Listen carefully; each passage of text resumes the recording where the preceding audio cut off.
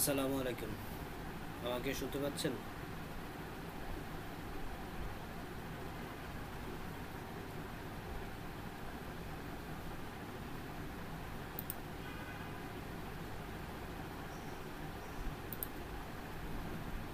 Hello, আপনারা কি আমাকে শুনতে পাচ্ছেন?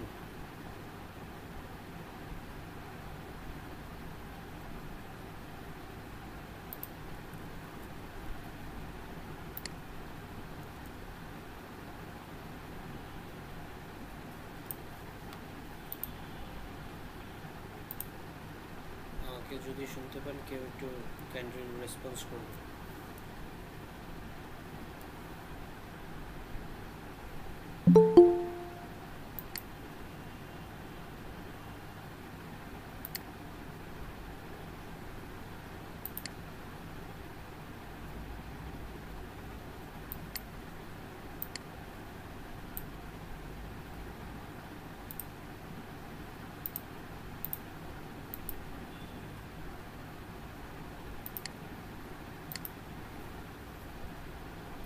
আমার স্ক্রিন মনে হয় দেখতে পাচ্ছেন।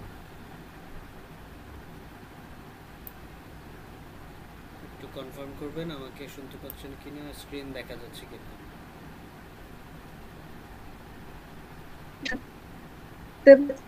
দেখা যাচ্ছে। ঠিক আছে।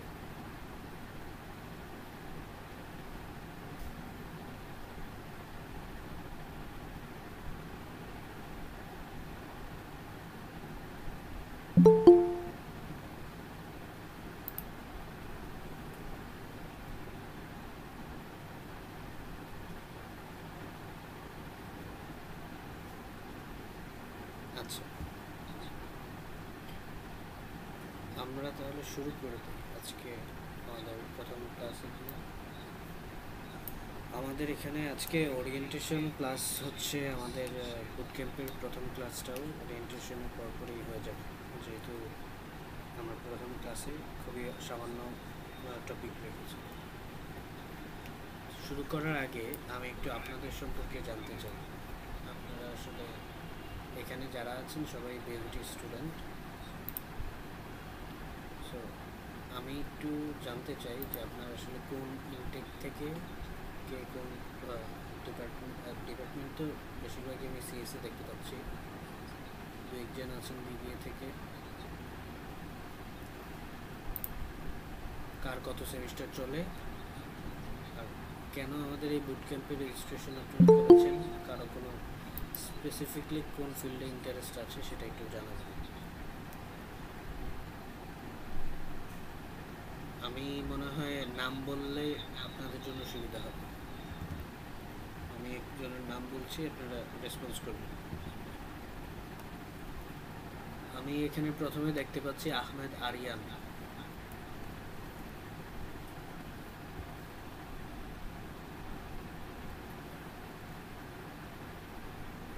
শুনতে পাচ্ছেন আমাকে আরিয়ান?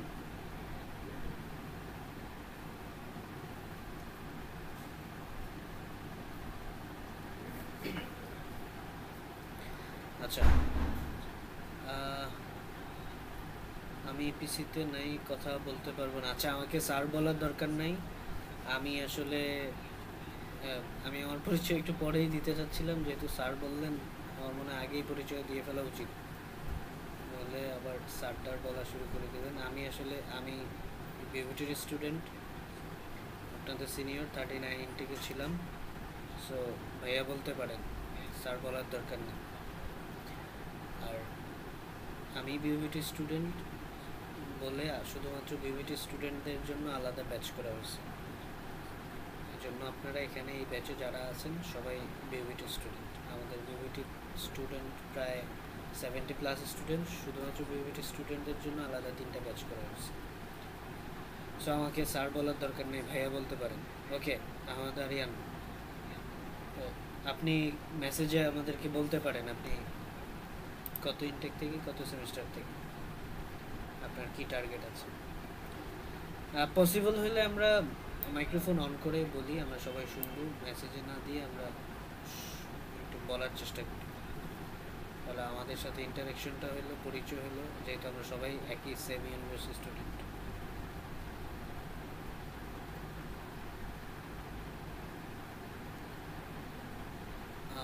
CSC 51 intake. আসিফ আল আমিন বলতেছেন 5th সেমিস্টার, সাইবার সিকিউরিটিতে ইন্টারেস্টিং লাগতেছে, আগে তেমন জানতাম না। ভালো কথা, আপনার কেন ইন্টারেস্টিং লাগতেছে এটা একটু জানা দরকার, হঠাৎ করে ইন্টারেস্টিং লাগতেছে। আচ্ছা, তারপরে আসিফ আল আমিন, আপনি আছেন? আসিফ আল আমিন তো বললেনই। Okay. নাদিয়া শামস আপু আছেন?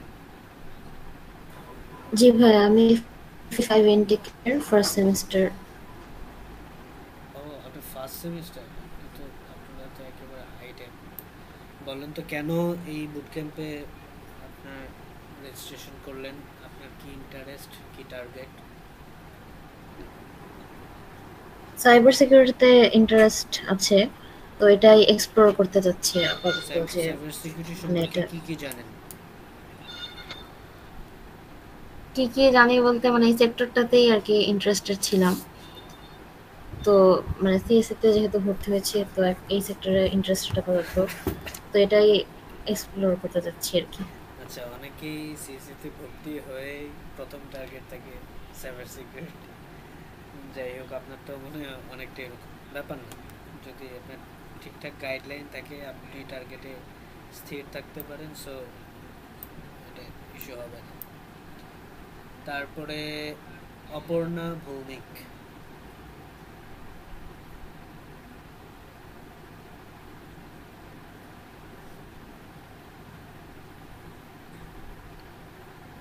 অপর্ণা ভৌমিক আপু, কেমন আসসালামু আছেন? আলাইকুম ভাইয়া। জি ভাইয়া, ওয়ালাইকুম আসসালাম। ভাইয়া আমি হচ্ছে ইনটেক 50, আমার 6 সেমিস্টার চলতেছে। 6th সেমিস্টার, আচ্ছা। আপনি কিভাবে জি। এখানে রেজিস্ট্রেশন করলেন? আপনার কি টার্গেট?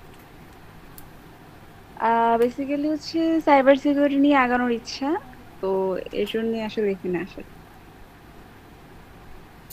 আমাদের সময়, আমি প্রথমেই বললাম যে আমি বিএবিটি স্টুডেন্ট, আমাদের সময় মেয়েদেরকে আমরা আসলে ওইভাবে ইন্টারেস্ট দেখতাম না সাইবার সিকিউরিটিতে। বেশি দিন আগে না, অল্প কিছুদিন আগে ওরা সাধারণত সফটওয়্যার ইঞ্জিনিয়ারিংয়ের দিকে ঝুঁকতো। বা ভালো, ওই ফিল্ডও যে খারাপ তা না, ভালো সফটওয়্যার ইঞ্জিনিয়ারিং। বা ধরেন কিছু, বেশিরভাগই আমাদের সময় বেশিরভাগই সফটওয়্যার ইঞ্জিনিয়ারিং চুজ করছে। কিছু ছিল আর্টিফিশিয়াল ইন্টেলিজেন্সে, কিছু নেটওয়ার্কিং। ভালো। এখন সাইবার সিকিউরিটিতে আপনি ইন্টারেস্ট ফিল করতেছেন, সাইবার সিকিউরিটি সম্পর্কে কোনো আইডিয়া আছে নাকি জাস্ট হ্যাক করা যায়, এটা সেটা করা যায় সেজন্যই ইন্টারেস্ট? আইডিয়া বলতে টুকটাক আইডিয়া আছে, লাইক বাগ বাউন্টিং করা বা আদার স্টাফ গুলো নিয়ে একটু একটু ঘাটাঘাটি করতেছি। আচ্ছা আচ্ছা, কখনো করছেন এগুলো? এর আগে কখনো করা হয়নি, বাট ইচ্ছা আছে করার। আচ্ছা, ওকে। জি। তারপরে আছেন এমডি শিহাব।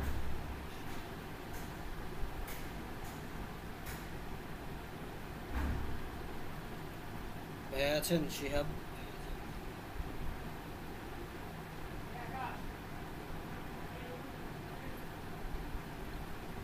আচ্ছা, আসলাম হোসেন ইমন। ও, শিহাব, আমাকে স্যার বলার দরকার নাই, আমি আপনার ইউনিভার্সিটির সিনিয়র, আমাকে ভাইয়া বলতে পারেন, স্যার বলার কোনো দরকার নেই। ঠিক আছে, নো ইস্যু, কথা না বলতে পারলে নো ইস্যু। তারপরে আসলাম হোসেন ইমন, আপনি কি আছেন?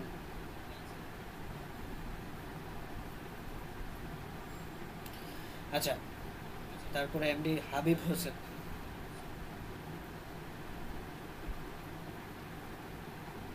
সালাম আলাইকুম ভাইয়া। ওয়ালাইকুম আসসালাম। আমি মোহাম্মদ হাবিব হোসেন, বিবিএ ডিপার্টমেন্টে, জি 61 ইনটেক। আর আমার এইচএসসি সায়েন্স ছিল, যার কারণে আমি এইসব বিষয়ে ইন্টারেস্টেড ভাইয়া। টুকটাক। আমি, আমার কাছে যে ডেটাবেসটা ছিল, আমি বেশ কয়েকজন বিবিটি থেকে, বেশ কয়েকজন বিবিএ থেকে জয়েন করছে। আপনাদের এই ব্যাচে একজন আছে এমডি আসলাম হোসেন, যিনি কথা বললেন, বলেননি। উনি বিএ অনার্স ইন ইংলিশ দেখতে পাচ্ছি। সো হাবিব হোসেন বিবিএতে আছেন, বিবিএ থেকে আরেকজন আছেন মোহাম্মদ সৌরভ নামে। তো যাই হোক, মানে আমি দেখে চিন্তা করতেছিলাম যে বাহ, ভালোই তো, ওরাও ইন্টারেস্টেড। এটা কিন্তু খারাপ না। আপনি আসলে ওই যে বলতেছিলেন যে এইচএসসিতে সায়েন্স ছিল, আপনি হয়তো বিবিএতে চলে গেছেন। এই ইন্টারেস্টটা একটা ফিল্ডে গ্রো করার জন্য, সাকসেসফুল হওয়ার জন্য আপনি কোন ফিল্ডে আছেন সেটা থেকে আগে বেশি ম্যাটার করে হচ্ছে আপনার ইন্টারেস্ট কতটুকু। এটা অবশ্যই আপনি বিশ্বাস অবশ্যই করবেন, ইন্টারেস্টটাই এখানে আসলে মেইন ফ্যাক্টর। কারণ সাইবার সিকিউরিটিতে এখন আপনি সিএসসি স্টুডেন্ট 10 জন ধরে জিজ্ঞাসা করবেন, 8 জন বলবে আমি হ্যাকার হইতে চাই, আমি সাইবার সিকিউরিটি এক্সপার্ট হইতে চাই। কিন্তু এর পিছনে যে কত পড়ালেখা, কত শত রাত জাগতে হবে আপনার, কত কিছু শিখতে হবে। মানে আপনি এমন একটা ফিল্ড চুজ করছেন যেখানে আপনার সব কিছু শিখতে হবে। আপনি ধরেন সফটওয়্যার ইঞ্জিনিয়ারিং শিখতে চান, আপনার প্রোগ্রামিং পারলেই চলবে, মোটামুটি আপনি সফটওয়্যার ইঞ্জিনিয়ারিং হয়ে যাবেন, সফটওয়্যার ইঞ্জিনিয়ার হবেন। ডাটা স্ট্রাকচার, অ্যালগরিদম, কয়েকটা ল্যাঙ্গুয়েজ, ডেটাবেজ, এগুলো জানলে আপনার একটা আইডিয়া হয়ে যাবে। আপনি নেটওয়ার্কিং ইঞ্জিনিয়ার হইতে চান, আপনি নেটওয়ার্কিং পারলেই চলবে, আপনার অন্যান্য কিছু নলেজ অতটা লাগবে না। আপনি সিস্টেম অ্যাডমিনিস্ট্রেটর হইতে চান, আপনার ডেটাবেজ, সার্ভার, এগুলো হ্যান্ডেল করতে পারলেই হবে। কিন্তু আপনি security analyst, cyber security expert হইতে চান, একজন হ্যাকার হইতে চান, এথিক্যাল আনএথিক্যাল সেটাতে না যাই, যে এক্সপার্টাইজ লাগে সেটার জন্য আপনার সব কিছু শিখতে হবে। আপনার নেটওয়ার্কিং পারতে হবে, আপনার ডেটাবেস পারতে হবে, প্রোগ্রামিং পারতে হবে, ডেটা স্ট্রাকচার পারতে হবে, অ্যালগরিদম পারতে হবে। জিনিসটা আসলে মজার, অনেক বেশি থ্রিলিং, অনেক বেশি মজা, কিন্তু সেই সাথে অনেক বেশি কষ্ট করতে হবে। সো যেটা বলতেছিলাম, আপনার যে ইন্টারেস্ট, এই জিনিসটার যদি ইন্টারেস্ট, একজন আপু বলতেছিলেন যে এক্সপ্লোর করতে চাচ্ছেন, ওই ইন্টারেস্টটা যদি থাকে তাহলে আপনি সাকসেসফুল হতে পারবেন। আর যদি মনে হয় না আমি তো আসলে ভাবতেছি যে হ্যাকার হবো, কোনো একটা বাটনে ক্লিক করবো আর হ্যাক হয়ে যাবে, শর্টকাট, এরকম কোনো ওয়ে নেই। এটা গ্যারান্টি দিয়ে বলতে পারি, এরকম আসলে কোনো ওয়ে নেই। আচ্ছা, যাই হোক, আমি তো আমার পরিচয় দিলাম। আমরা অবশ্যই সম্পূর্ণ শেষ করতে পারি কোর্সটা ভাই, আপনার সাথে থাকতে পারি ইনশাআল্লাহ শেষ পর্যন্ত। বুঝতে পারি না আরেকবার। আমরা সম্পূর্ণ শেষ করতে পারি, শেষ পর্যন্ত আপনার সাথে যেন থাকতে পারি, দোয়া রাখেন ভাই। ইনশাল্লাহ চেষ্টা করব। আমি ধরেন আপনাকে এতটুকু বলতে পারি, আপনি ইউনিভার্সিটিতে, আমিও, আপনি যে বিউবিটির স্টুডেন্ট, আমিও একই বিউবিটির স্টুডেন্ট। আপনাকে এটা বলতে পারি, আপনি ইউনিভার্সিটিতে যা শিখতেছেন, ইন্ডাস্ট্রিতে তার যা লাগে তার ধরেন 100 ভাগের 20 ভাগও আপনি ঠিকঠাক আসলে পড়া হয় না। সেই কারণে ওখানে গিয়ে সারভাইভ করতে হয়, ওখানে ছেলেপেলে কাজ পায় না, বের হয়ে গেলে ঘুরতে হয়। আপনি দেখেন আপনার বন্ধুদের বা পরিচিত সিনিয়র অনেকেরই দেখবেন যে সিএসির দোষ দিচ্ছে বা ইউনিভার্সিটির দোষ দিচ্ছে। আসলে এনভায়রনমেন্টটাই হয়ে গেছে এরকম। আপনাকে আসলে শিখতে হবে যে এই জিনিসটা অ্যাকচুয়ালি ইন্ডাস্ট্রিতে কাজে লাগে, সেই জিনিসটা আপনাকে জানতে হবে, সেই জিনিসটা সম্পর্কে শিখতে হবে। সো ইন্ডাস্ট্রি থেকে আমাদের একাডেমিক কোর্স আউটলাইন অনেক বেশি ডিফারেন্স হয়ে গেছে। সো ইন্ডাস্ট্রিতে যেটা কাজে লাগে আর ইউনিভার্সিটিতে যেটা পড়ায়, এটার মধ্যে যোজন পার্থক্য। আপনি যদি এই জিনিসটা বুঝতে পারেন আর আপনি যদি যেটা ইন্ডাস্ট্রিতে কাজে লাগে সেটার দিকে ফোকাস করেন, আপনার জন্য একদম ইজি হবে, একদম ইজি, ট্রাস্ট মি, একদম ইজি। আচ্ছা, আমি তো ছোট করে আমার পরিচয় দিলাম। ধরেন আমি আপনাদের ইউনিভার্সিটি 39 ইন্টেকে বড় ভাই, আমাকে ভাইয়াই বললে চলবে, স্যারটার বলার দরকার নেই। আর আমি আসলে স্যারও না, স্যার কেন বলবেন, স্যার বিশাল ব্যাপার সেটা, আর স্যারদের আশেপাশে আপনি আমাকে স্যার বলার কোনো দরকার নেই। আমরা আজকে ওরিয়েন্টেশনের শুরুতে প্রথমেই আমি সাইটেক এক্সপার্টসের একটু ইন্ট্রোডাকশন দিতে চাই, তারপরে আমরা শুরু করব আমাদের পড়ালেখাটা। সো আমরা আসলে কে, আমি যে আপনাকে বলতেছি সার্টিফাইড নেটওয়ার্ক ফান্ডামেন্টাল যে আমি আপনাকে বলবো, শেখাবো, আমি কি আসলে ক্যাপেবল কিনা, আমাকে তো আগে আপনাকে সেটা দেখাইতে হবে। দেন আপনি আমাকে ইন্টারেস্ট ফিল করবেন, আদৌ আপনি আমার কাছ থেকে শিখবেন কিনা। আপনি ইউনিভার্সিটি বড় ভাই হিসেবে আপনি আমাকে যে কোনো সময় নোট দিতে পারেন, যে কোনো গাইডলাইনের জন্য আমাকে রিচ করতে পারেন। কোনো টাকা পয়সার দরকার নেই, কোনো কিছুর দরকার নেই। আপনি গাইডলাইন, শত শত রিসোর্স আছে, রিসোর্সের কোনো অভাব নেই, আমরা এটা জানি। কিন্তু আমরা কয়জনের স্কিল আছে, আমরা রিসোর্স অ্যাভেলেবেল, ফ্রিতে অ্যাভেলেবেল, কিন্তু আমরা আসলে কেউ শিখি না, শিখতে পারি না, কারণ কেউ আমাদের পুশ করে না, কেউ গাইডলাইন দেয় না। ইউটিউবে গেলে আপনি শত শত পাবেন, কিন্তু কেন মানুষ ইউটিউব থেকে শিখতে পারে না? কেন ইউটিউব শুধুমাত্র ইউটিউব দেখেই ফুলফিল হয়? এটা গাইডলাইন লাগে, সেটা আমরা দেওয়ার চেষ্টা করব, সেই পুশটা আমরা করার চেষ্টা করব। সো আমরা কারা? আমরা হচ্ছে 2005 সাল থেকে আমাদের যাত্রা শুরু হয়। আমাদের বলতে এই সাইটে স্পার্সের যাত্রা শুরু হয় ইথার ওয়েবস নামে। এই ইথার ওয়েবস তখন তো আইটি মার্কেটটা অনেক ছোট ছিল, সেই ছোট মার্কেটে ছোট পরিসরে কাজ করত। বাই দিস টাইম এটা গ্রো করতে করতে 2011 সালে লোকাল মার্কেটের পাশাপাশি আউটসোর্সিং করার চিন্তাভাবনা থেকে বাইরেও কাজ করা শুরু করে। বাইরে সে এক্সপ্যান্ড করে গ্লোবাল নেটওয়ার্ক টেকনোলজিস, তখন আউটসোর্সিং করতে বাইরে। এবং যখন গ্লোবাল মার্কেটও সেটা বেশ সুনামের সাথে বেশ কিছু, যেমন বিভিন্ন ডেটা সেন্টার, বিভিন্ন বড় বড় ডেভেলপমেন্ট সাকসেসফুলি করলো, তখন বাংলাদেশের তখনকার 2018 সালের দিকে বেশ রিনাউন্ড একটা সিস্টেম ইন্টিগ্রেটর এসআই কোম্পানি, যারা আইটি নিয়ে কাজ করে, আইটি ডেভেলপমেন্ট, বিভিন্ন ধরনের network security, cyber security, server storage, এগুলো নিয়ে কাজ করে, এরকম একটা অর্গানাইজেশন তখনকার বেশ রিনাউন্ড টেক ভ্যালি নেটওয়ার্ক, অনেকে টিভিএন নামে চেনে, যেটা এখন এসে ভাগ হয়ে গেছে, 2টা না 3টা ভাগ হয়ে গেছে। তো তাদের সাথে কোলাবোরেট করে সিকিউর টেকনোলজিস হিসেবে যাত্রা শুরু করে, এবং লোকাল মার্কেটে এই কোলাবোরেটলি কাজ করা শুরু করে। বাই দিস টাইম এখান থেকে যখন গ্রো করতে থাকে, বাই দিস টাইম টেকনোলজি তো নিয়মিত আপডেট হচ্ছে, নিয়মিত প্রচুর পরিবর্তন হচ্ছে। এখানে এমন একটা ফিল্ড যেখানে রাতারাতি চেঞ্জ হয়। আজকে আপনি একটা ল্যাঙ্গুয়েজ শিখলেন, একটা ফ্রেমওয়ার্ক শিখলেন, একটা টেকনোলজি শিখলেন, 3 মাস 6 মাস পর এটার ভ্যালু কমে গেছে, আরেকটা চলে আসছে।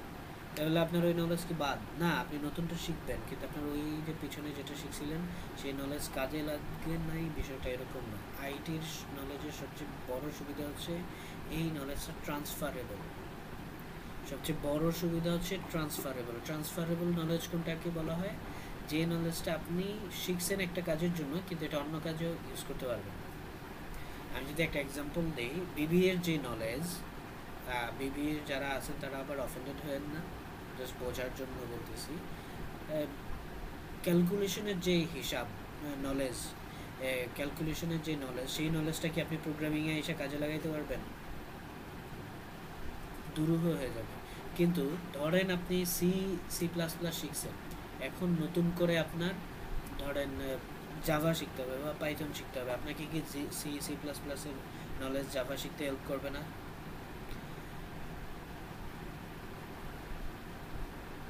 রেসপন্স করবেন।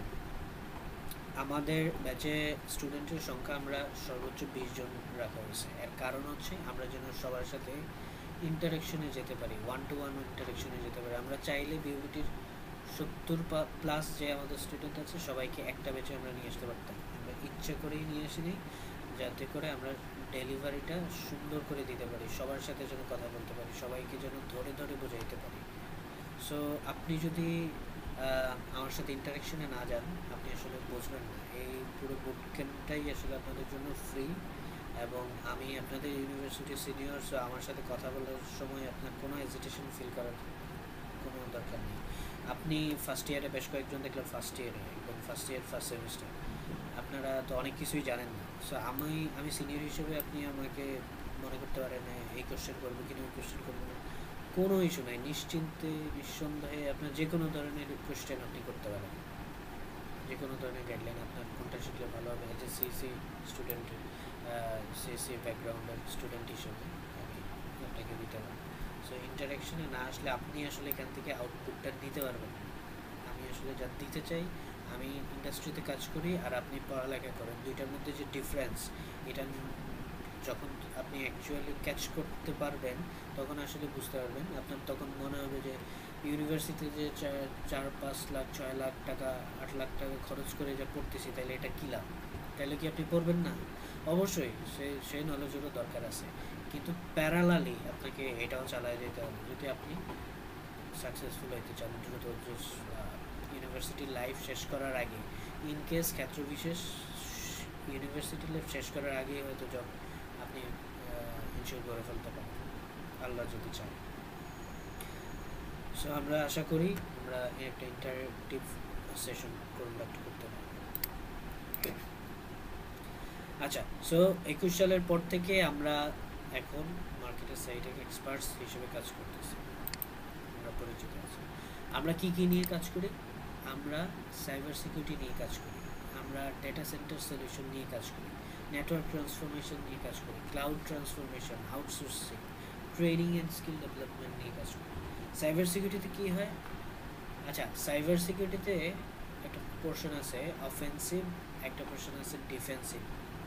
আপনারা জানেন এই দুটো পোর্শন সম্পর্কে কারো আইডিয়া আছে? অপর্ণা ভৌমিক সম্ভবত আপনার নাম, আপনি বলতেছিলেন আপনার ইন্টারেস্ট আছে, আপনি কি এগুলো সম্পর্কে আইডিয়া আছে? অফেন্সিভে কি হয়, ডিফেন্সিভে কি হয়? আহমেদ আরিয়ান বলতেছেন জানেন, কারো আইডিয়া থাকলে বলবেন।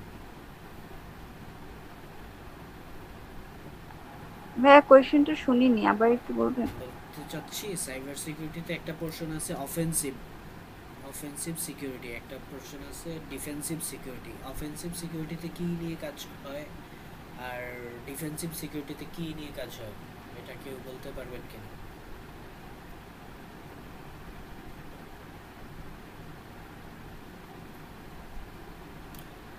ওকে, আইডিয়া না থাকলে আমি বলি। অফেন্সিভ পোর্শনে ধরেন আপনার কাছে একটা ডিভাইস আছে, আপনার কম্পিউটার হইতে পারে, সেটা আপনার মোবাইল হইতে পারে, একটা ডিভাইস আছে, এইটাকে কেউ একজন অ্যাটাক করবে। এই অ্যাটাক থেকে ঠেকানোর জন্য আপনি সিকিউরিটি মেজারমেন্ট হিসেবে কি করবেন, সেগুলো পড়বে হচ্ছে ডিফেন্সিভ পোর্শন। এই অ্যাটাকটা ঠেকানোর জন্য আপনি যে সিকিউরিটি মেজারমেন্ট নেবেন, ইমপ্লিমেন্ট করবেন, সেগুলো হচ্ছে ডিফেন্সিভ পোর্শন। এটা সাইবার সিকিউরিটির একটা ভাগ। আর অ্যাজ এ অ্যাটাকার আপনার এই ডিফেন্স ভেঙে আপনার ডিভাইসটাকে অ্যাক্সেস করা, কম্প্রোমাইজ করা বা হ্যাক করার জন্য সে যে মেজারমেন্ট নিবে, যা স্টেপস নিবে, এগুলো হচ্ছে অফেন্সিভ সিকিউরিটির আন্ডারে পড়ে। বুঝতে পারছেন? একজন অ্যাটাকার যে কাজগুলো করে সেগুলো পড়ে অফেন্সিভ পোর্শনে। আর অ্যাজ এ এথিক্যাল হ্যাকার আপনি আপনার ডিভাইস বা আপনার এনভায়রনমেন্ট, আপনার অফিসের এগুলো প্রোটেকশন দেওয়ার জন্য যা করবেন সেগুলো পড়ে ডিফেন্সিভ পোর্শন। আমার মনে হয় আপনাদের এটা ক্লিয়ার হয়ে গেছে। আমরা বিস্তারিত এই বিষয়ে আরও আলোচনা করব। এই বিষয়ে অনেক পড়ালেখা আছে, অনেক কিছু আছে, এটা তো জাস্ট ব্রিফ। আমরা যখন বিস্তারিত পড়ালেখায় করবো, কোর্সে যাব, তখন আরও অনেক বিষয় আলোচনা করব। এর মাঝে আপনাদের কোনো কোশ্চেন মনে আসলে সাথে সাথে বলবেন, কোনো ইস্যু নেই। তারপরে হচ্ছে ডেটা সেন্টার সলিউশন, আমাদের আরেকটা। আপনারা কেউ কখনো কোনো ডেটা সেন্টার দেখেছেন? সিনেমা হইতে পারে, বাস্তবে হইতে পারে, স্বপ্নে হইতে পারে। আচ্ছা, না ভাইয়া দেখা হয়নি। বিউবিটির ছোট একটা ডেটা সেন্টার আছে, এটা কি কখনো দেখছেন? আচ্ছা, আমি বলে দিলাম, বিউবিটির ছোট একটা ডেটা সেন্টার আছে, সম্ভবত 616 বা সামথিং এরকম। জি ভাইয়া দেখেছি, বাট রুমটা তো সবসময় লাগানো থাকে। হ্যাঁ, লাগানো থাকে, ওটা তো সিকিউর রাখতে হবে। এজন্য আপনি ওই রুমটা জানেন এটা ডেটা সেন্টার, কিন্তু আপনারা আসলে ঢুকতে দেবেন, কারণ এখানে সফিস্টিকেটেড ডিভাইস আছে, সেগুলোকে সবসময় ঠান্ডা রাখতে হয়, এসির মধ্যে রাখতে হয়, এবং 24/7 ওখানে পাওয়ার আপ অবস্থায় রাখতে হয়। সো এটা তো একেবারে ছোটোখাটো একটা portion. Data centre, real life data centre, ধরেন গুগলের ডেটা সেন্টার, মাইক্রোসফটের ডেটা সেন্টার, অত বড় না যাই, আমাদের বাংলাদেশের যে ব্যাংকগুলো আছে, ধরেন BRAC bank, Uttara bank, Dutch Bangla bank, ওদের যে ডেটা সেন্টার, এগুলো যথেষ্ট হিউজ বলতে কত বড়, ধরেন আপনি ব্র্যাক ব্যাংকের ডেটা সেন্টারে যদি যান, ব্র্যাক ব্যাংকের ডেটা সেন্টার আমার কাজ করার এক্সপিরিয়েন্স আছে, সে আমি বলতেছি সেজন্য হঠাৎ করে মাথায় আসলো। সেখানে যে পরিমাণ ডিভাইস আছে, যে পরিমাণ পোর্ট আছে, কেবল আছে, সেগুলো আপনি গুনে শেষ করতে পারবেন না, আপনি একা গ্যারান্টেড। আপনি যত নোট করেন, যত কিছু লিখেন, আপনি ভুল করবেন। সো এই যে এত huge device, sophisticated switch, router, বিভিন্ন ধরনের সিকিউরিটি ডিভাইস, ফায়ারওয়াল, ওয়াফ, web application firewall, EDR, XDR, বিভিন্ন ধরনের সফিস্টিকেটেড ডিভাইসেস, এইগুলো কানেক্টিভিটির একটা ইস্যু আছে। আপনি আপনার বাসায় তো জাস্ট ওয়াইফাই কানেক্ট করেন আর ইন্টারনেট পেয়ে যান, কিন্তু ব্যাকগ্রাউন্ডে এগুলো বিশাল একটা নেটওয়ার্ক আছে। আপনি ব্র্যাক ব্যাংকের অ্যাপ্লিকেশন ওপেন করলেন বা বিকাশের অ্যাপ্লিকেশন ওপেন করে সাথে সাথে চেক করে ফেলতে পারতেছেন ব্যালেন্স কত আছে, ট্রান্সফার করতে পারতেছেন, মোবাইলে রিচার্জ করতে পারতেছেন। আমাদের একজন সাইটেকের একজন স্টুডেন্ট গ্রামীণ ফোনে চাকরি করে, গ্রামীণ ফোনের নেটওয়ার্ক, ফুল নেটওয়ার্ক হ্যান্ডেল করে, বিশাল বড় নেটওয়ার্ক। মানে ওই যে একজন বলতেছিলেন সিকিউরিটি নিয়ে আপনার ইন্টারেস্ট, উনি আমাদের কাছে এক্সপিরিয়েন্স শেয়ার করছিল যে তুকুর হ্যাকারদের সাথে আমরা বসে সকাল সন্ধ্যা নাস্তা করি, লাঞ্চ করি। আপনি আসলে আপনারা কোন জায়গায় দেখতে চান সেটা ডিপেন্ড করে, আপনি আসলে কী করতেছেন, কী করার চেষ্টা করতেছেন। আপনি করার চেষ্টা করেন, আপনার ইন্টারেস্ট আছে, কিন্তু আপনি দিন শেষে এই চিন্তা ভাবনা করে রাতে ঘুমায় গেলেন, অবশ্যই সে স্বপ্ন আপনার কাছে ধরা দেবে না। সো আপনাকে ওইভাবেই প্রিপারেশন নিতে হবে, ওইভাবে আগাইতে হবে। দুনিয়ায় কোনো কিছু কঠিন না, আপনি আসলে কিভাবে চাচ্ছেন সেটা ম্যাটার করে। আপনার ইন্টারেস্ট কেমন, আপনার আগ্রহ কেমন, সেটা আসলে ম্যাটার করে। আচ্ছা, নেটওয়ার্ক ট্রান্সফরমেশন নিয়ে যদি বলি, নেটওয়ার্ক ট্রান্সফরমেশন আমরা যে নেটওয়ার্ক দেখি, লিগেসি নেটওয়ার্ক, বিভিটির 520, বিভিটির যে ল্যাব, কম্পিউটার ল্যাব আছে, একটা 520, একটা 420 আমার যতদূর মনে পড়ে। সেখানে আপনি দেখবেন সুইচ আছে, ছোট ছোট সুইচ আছে টেবিলের নিচে, সেগুলোতে কেবল কানেক্টিভিটি আছে। আমরা আগামীকালকের ক্লাসে সুইচ দেখতে কীরকম হয়, কী করে, সুইচের অ্যাকচুয়ালি কাজ কী, সেগুলো সম্পর্কে জানব। এই যে কানেক্টিভিটি, সেটা মূলত লিগেসি নেটওয়ার্কের পোর্শন। এইটা আসলে কিভাবে কাজ করে, এখন এই লিগেসি নেটওয়ার্ক অনেক জায়গায় চেঞ্জ হয়ে যাচ্ছে, অনেকে চেঞ্জ করে আপগ্রেড লেটেস্ট টেকনোলজিতে চলে যাচ্ছে। এই টেকনোলজিতে লেটেস্ট টেকনোলজি কি, এসডিএন, SD-WAN, এসডি অ্যাক্সেস, যেটা সফটওয়্যার ডিফাইন্ড নেটওয়ার্কিং আমরা বলি। কেউ যদি এই লিগেসি নেটওয়ার্কে সফটওয়্যার ডিফাইন্ড নেটওয়ার্কে কনভার্ট করতে চায়, আমরা সেই সাপোর্টও দিয়ে থাকি, সাইটেক এক্সপার্ট সেটা নিয়ে কাজ করে। কেউ যদি তার পুরো সার্ভিস ক্লাউডে ট্রান্সফর্ম করতে চায়, তার ইনহাউস কোনো সার্ভিস, ধরেন বিউবিটির সার্ভারটা ইনহাউস, বিউবিটিতেই একটা সার্ভার আছে, সেই সার্ভারে একটা সার্ভিস ডিপ্লয় করা আছে। আমি যতদূর জানি সেখানে আমাদের গুগলে যে মেলটা দেওয়া হয় বিউবিটি, সেই সার্ভিসটা ওখানে ডিপ্লয় করা আছে। ইমেল সার্ভিস প্লাস হচ্ছে যে স্টোরেজ পোর্শনটা দেওয়া আছে, আপনাদেরকে প্রোভাইড করা হয়, সেটা ওখানেই ডিপ্লয় করা আছে। প্লাস কন্টেস্ট চলাকালীন যে ওয়েবসাইটটা থেকে অ্যাক্সেস করা হয়, সেই ওয়েবসাইটটাও ওখানে ডিপ্লয় করা আছে। তো কেউ যদি চায় এই ইনহাউস ইনফ্রাস্ট্রাকচার অনলাইন বেস করে ফেলতে, ক্লাউডে নিয়ে যেতে, সেই দিকেও সাইটেক এক্সপার্ট সাপোর্ট দেয়। সেগুলো নিয়ে সাইটেক এক্সপার্ট কাজ করে, সাইটেক এক্সপার্টের সেই এক্সপার্টাইজ আছে। এবং আউটসোর্সিং, সেটা আমরা প্রথমেই বললাম, আমরা সাইটেক এক্সপার্টস আউটসোর্সিংও করি। অর্থাৎ আমি বলতে চাচ্ছি এই জিনিসগুলোতে সাইটেক এক্সপার্টসের এক্সপার্টাইজ আছে। ট্রেনিং অ্যান্ড স্কিল ডেভেলপমেন্ট, এটা বেশ এই ডোমেনগুলোর অনেক পরে অ্যাড হয়েছে। এর কারণ হচ্ছে এই কাজগুলো করতে গিয়ে সাইটেক এক্সপার্ট এক সময় ফিল করে যে সাইটেক এক্সপার্টসের এক্সপার্টাইজ লোকজন পাওয়া যাচ্ছে না। কারণ সিএসসি স্টুডেন্ট তো লাখ লাখ স্টুডেন্ট প্রতি বছরই আমরা পাস করতেছি, বের হতেছি, কিন্তু কাজ করার মতো আমি ধরেন আপনাকে অনবোর্ড করবো, আপনি কি করবেন? আপনি সিএসসিতে পড়ছেন, কিন্তু তার একটা ডেটা স্ট্রাকচার জিজ্ঞাসা করলে লিঙ্ক লিস্ট কীভাবে কাজ করে সে এক্সপ্লেন করতে পারে না। একটা অ্যালগোরিদমের ধরেন কিভাবে কাজ করে, তার টাইম কমপ্লেক্সিটি কত হবে, সে কী পরিমাণ সময় কনজিউম করবে, সে এক্সপ্লেন করতে পারে না।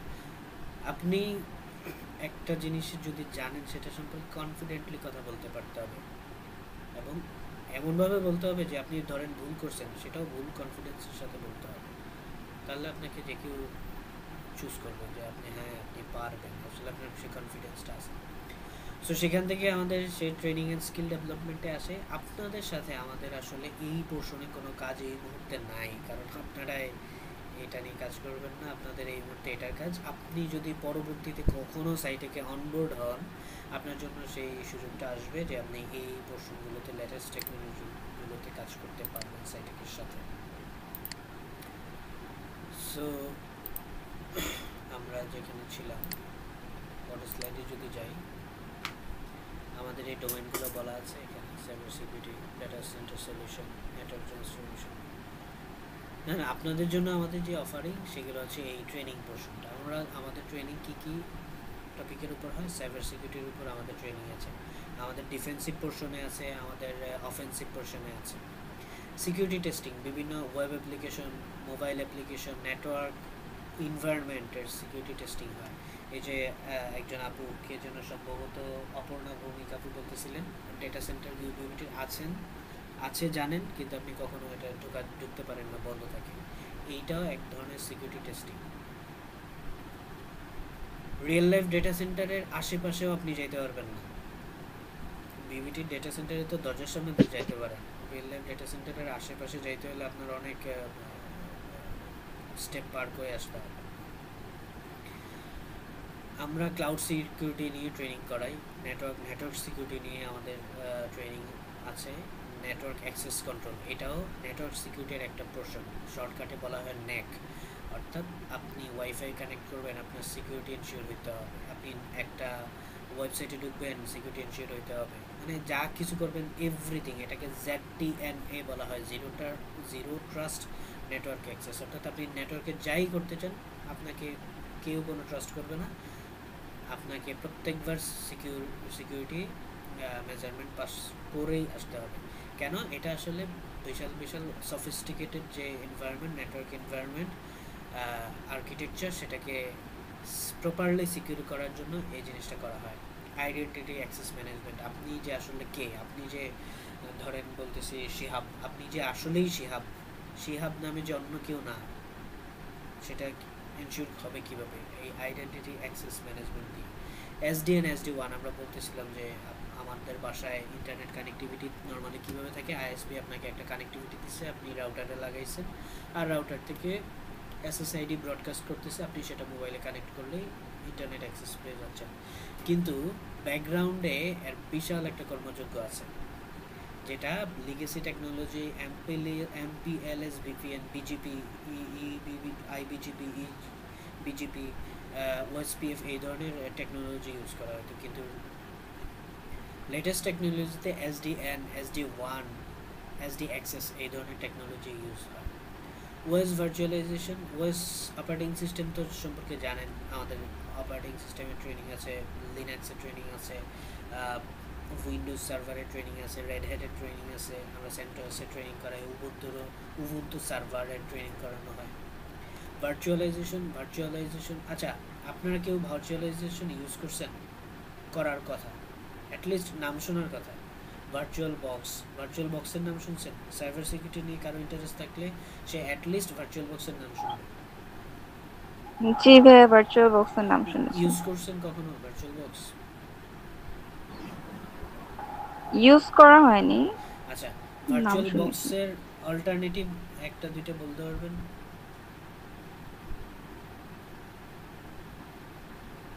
বলেন। ভিএমআর কি? ভিএমআর অনেক ভার্চুয়াল সলিউশন আছে। ভিএমআর বলেন তো দেখি।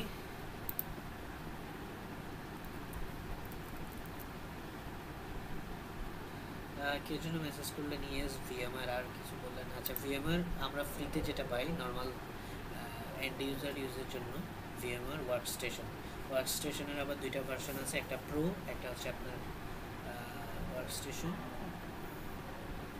আচ্ছা যাই হোক, মনে পড়তেছে না, দুইটা ভার্সন আছে।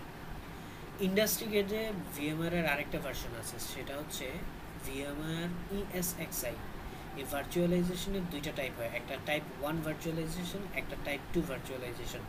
টাইপ 2 ভার্চুয়ালাইজেশন একটা, আর টাইপ 1 একটা হচ্ছে আপনি প্রথমে অপারেটিং সিস্টেম দিচ্ছেন, তার উপর ভার্চুয়াল বক্স ইনস্টল করতেছেন, এইটা একটা প্রকার। আর একটা হচ্ছে ডিরেক্ট হার্ডওয়্যারের উপর ধরেন আপনি ভার্চুয়ালাইজেশন সফটওয়্যারটা ইনস্টল করতেছেন, ওইটা হচ্ছে ওই যে ESXi।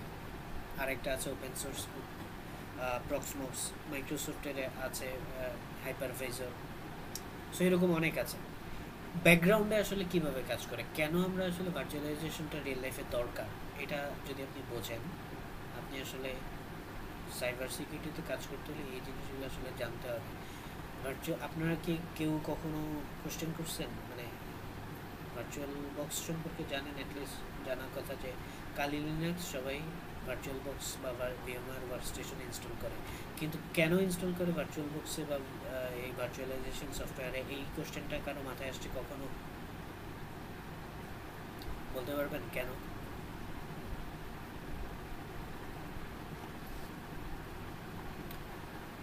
আমি জুনিয়র যারা আছে তাদের একেবারে নতুন, তাদের থেকে কোশ্চেন বেশি আশা করব। আমাদের আমাদের এখন সিএসি ডিপার্টমেন্টের চেয়ারম্যান স্যার তো দীপু স্যার, আমি যদি ভুল না করে থাকি। সেপারেট এনভায়রনমেন্ট বলতেছেন উইন্ডোজে, লিনাক্সের। জি ভাইয়া, এখনো দীপু স্যার। হ্যাঁ, দীপু স্যার কিন্তু আমার মনে আছে আমাদের ফার্স্ট সেমিস্টারে দীপু স্যার একটা ক্লাস পাইতেন। সো স্যার তো ব্যস্ত থাকে, ক্লাসের মাঝে দিয়ে চলে যেত।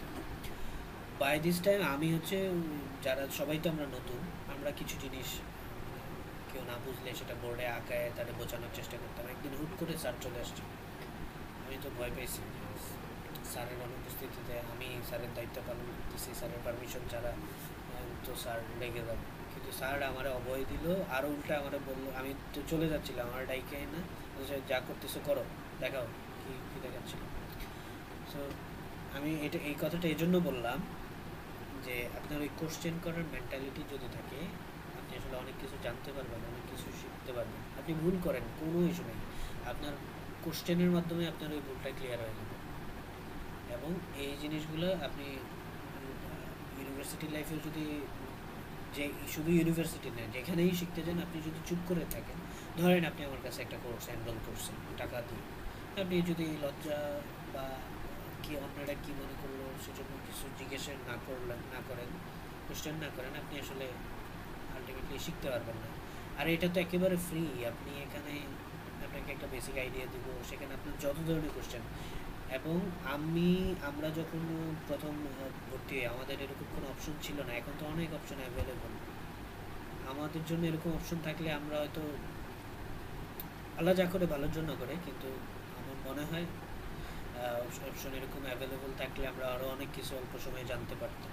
আপনাদের জন্য তো এটা প্লাস পয়েন্ট। সো এই সুযোগটা হাতছাড়া করে কোশ্চেন, আমি তো বললাম যে আমি স্যারও না, বাইরের কেউ না, আমি কাকতালীয়ভাবে বিউবিটি থেকে এত বেশি স্টুডেন্ট হয়ে গেছে যে আপনাদের জন্য শুধু ডেডিকেটেড আলাদা আলাদা ব্যাচ করতে হয়েছে। আর আমি নিজেই বিউবিটি স্টুডেন্ট, সবাই আপনাদের এখানে বিউবিটি স্টুডেন্ট। সো এখানে তো কোনো লজ্জা শাই ফিল করার কোনো অপশনই নেই। আচ্ছা, যাই হোক, কমশিয়াস সার্ভার প্লাসের আমরা ট্রেনিং করাই, কমশিয়াস সিকিউরিটি প্লাসের হয় ওয়েব ডেভেলপমেন্ট, ফান্ডামেন্টাল আইটি, আমাদের এই ফিল্ডগুলোতে আছে। আরও বেশ কিছু আছে, আসলে একসাথে এতগুলো দেখানো বেশি হয়ে যায়, সো সব কিছু নিয়ে আসা হয়নি, বেসিক জিনিসপত্র। কমশিয়া নেটওয়ার্ক প্লাস কোর্সে এটা একটা professional level certification. CompTIA server plus এটাও একটা প্রফেশনাল সার্টিফিকেশন, এটাও একটা প্রফেশনাল সার্টিফিকেশন। আপনারা কি ডক্টর ফিরোজ মৃধা স্যারের নাম শুনছেন? আমাদের বিউবিটির সিসি ডিপার্টমেন্টের এক্স চেয়ারম্যান ছিলেন। জি ভাইয়া, শুনছি। আচ্ছা, ওনাকে আপনার কোনো ক্লাস পাইছেন? না, কোনো কোর্সের কোনো ক্লাস পাইনি, এটা তো এখন অনেক সিনিয়র। আচ্ছা আচ্ছা, নরমালি মনে হয় এখন ক্লাস নেয় না। না, উনি তো বিবিটিতে নাই, বিবিটি আছে এখন, বিবিটিতে আমি যতটুকু জানি না, এখন নাই। যাই হোক, উনি আমাদের অ্যালগোরিদম ক্লাস নিতেন। আর কি ক্লাস মনে পড়তেছে না, এটা অনেকদিন আগের ঘটনা, তো সেই 2018 বা সামথিং এরকম সময়। তো যাই হোক, উনি একটা জিনিস আমরা যখন থার্ড ইয়ারের শেষের দিকে বা ফোর্থ ইয়ারের শুরুর দিকে উনি আমাদের একদিন ক্লাসে একটা জিনিস বলতেছিলেন যে তোমাদের হাতে এখন সময় কম, যত বেশি পারো প্রফেশনাল সার্টিফিকেশন করার চেষ্টা করো, প্রফেশনাল কোর্স করার চেষ্টা করো। কেন? সেটা রিয়েল লাইফে জবে কাজে দেবে। আমরা আসলে স্টুডেন্ট হিসেবে মানে স্যার তো সিনিয়র, অনেক বেশি সিনিয়র, ডিপার্টমেন্টের হেড, চেয়ারম্যান। স্যারকে ধরেন একজন লেকচারার যিনি, তাকে যেভাবে কোশ্চেন করা যায়, ডিপার্টমেন্ট হেডকে তো আর ওইভাবে কোশ্চেন করা যায় না। আমরা আসলে একটা গ্যাপ থেকে যায়। স্যার হয়তো অনেক অনেক ফ্রি ছিলেন, আমাকে তো সরাসরি আমার আইডি ছিল 004, কি আইডি, পুরো আইডিটা ছিল 17, 18, 31, 03, 004। সো স্যার আমাকে 04 বলে ডাকতেন, মানে সবসময় 004 বলে ডাকতেন। যাই হোক, আর স্যার হচ্ছে এই কন্টেস্ট প্রোগ্রামিং যারা করে বা প্রোগ্রামিং যারা বোঝে, ডেটা স্ট্রাকচার অ্যালগরিদম যারা বোঝে, তাদেরকে পছন্দ করতে। এবং দীপু স্যারও দেখবেন যারা এইগুলো ভালো বোঝে পারে, এদেরকে নাম ধরে মনে রাখে একেবারে, এবং বিভিন্ন দিক দিয়ে বেশ সাপোর্ট করে। সো যাই হোক, স্যার একদিন বলতেছিলেন যে প্রফেশনাল কোর্স করো। তখন যদিও ওই সময় আসলে বুঝতামই না প্রফেশনাল কোর্স কি, তখন স্যার বলছিলেন বিভিন্ন জায়গায় এরকম সার্টিফিকেশনের কোর্স করা হয়, সেটা যদি করো তোমার রিয়েল লাইফে জব পেতে অনেক হেল্প করবে। সো এটা কীভাবে হেল্প করে আমরা একটু পরে দেখব। আমরা এখানে আসলে একটু বলি যে নেটওয়ার্ক প্লাস কোর্সে কী আলোচনা হয়। আমরা যে বলতেছিলাম যে একটা নেটওয়ার্ক আর্কিটেকচার কীভাবে দাঁড়ায় আছে পুরো পৃথিবীটা। আমরা তো এখন নেটওয়ার্ক তো ব্যাকবোন। এই গত বছরের আগস্টে আমাদের নেটওয়ার্ক ডাউন হয়ে যাওয়ার পর তো পুরো বাংলাদেশই দাঁড়ায় গেছিলো, চুপচাপ থমকে গেছিল। এটা ফিল করছেন না? এটা সবাই ফিল করার কথা। ইন্টারনেট বন্ধ, মানে জীবন থেমে গেছে মনে হচ্ছে।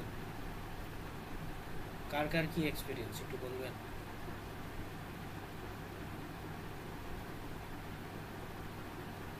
আমাকে কি শোনা যাচ্ছে?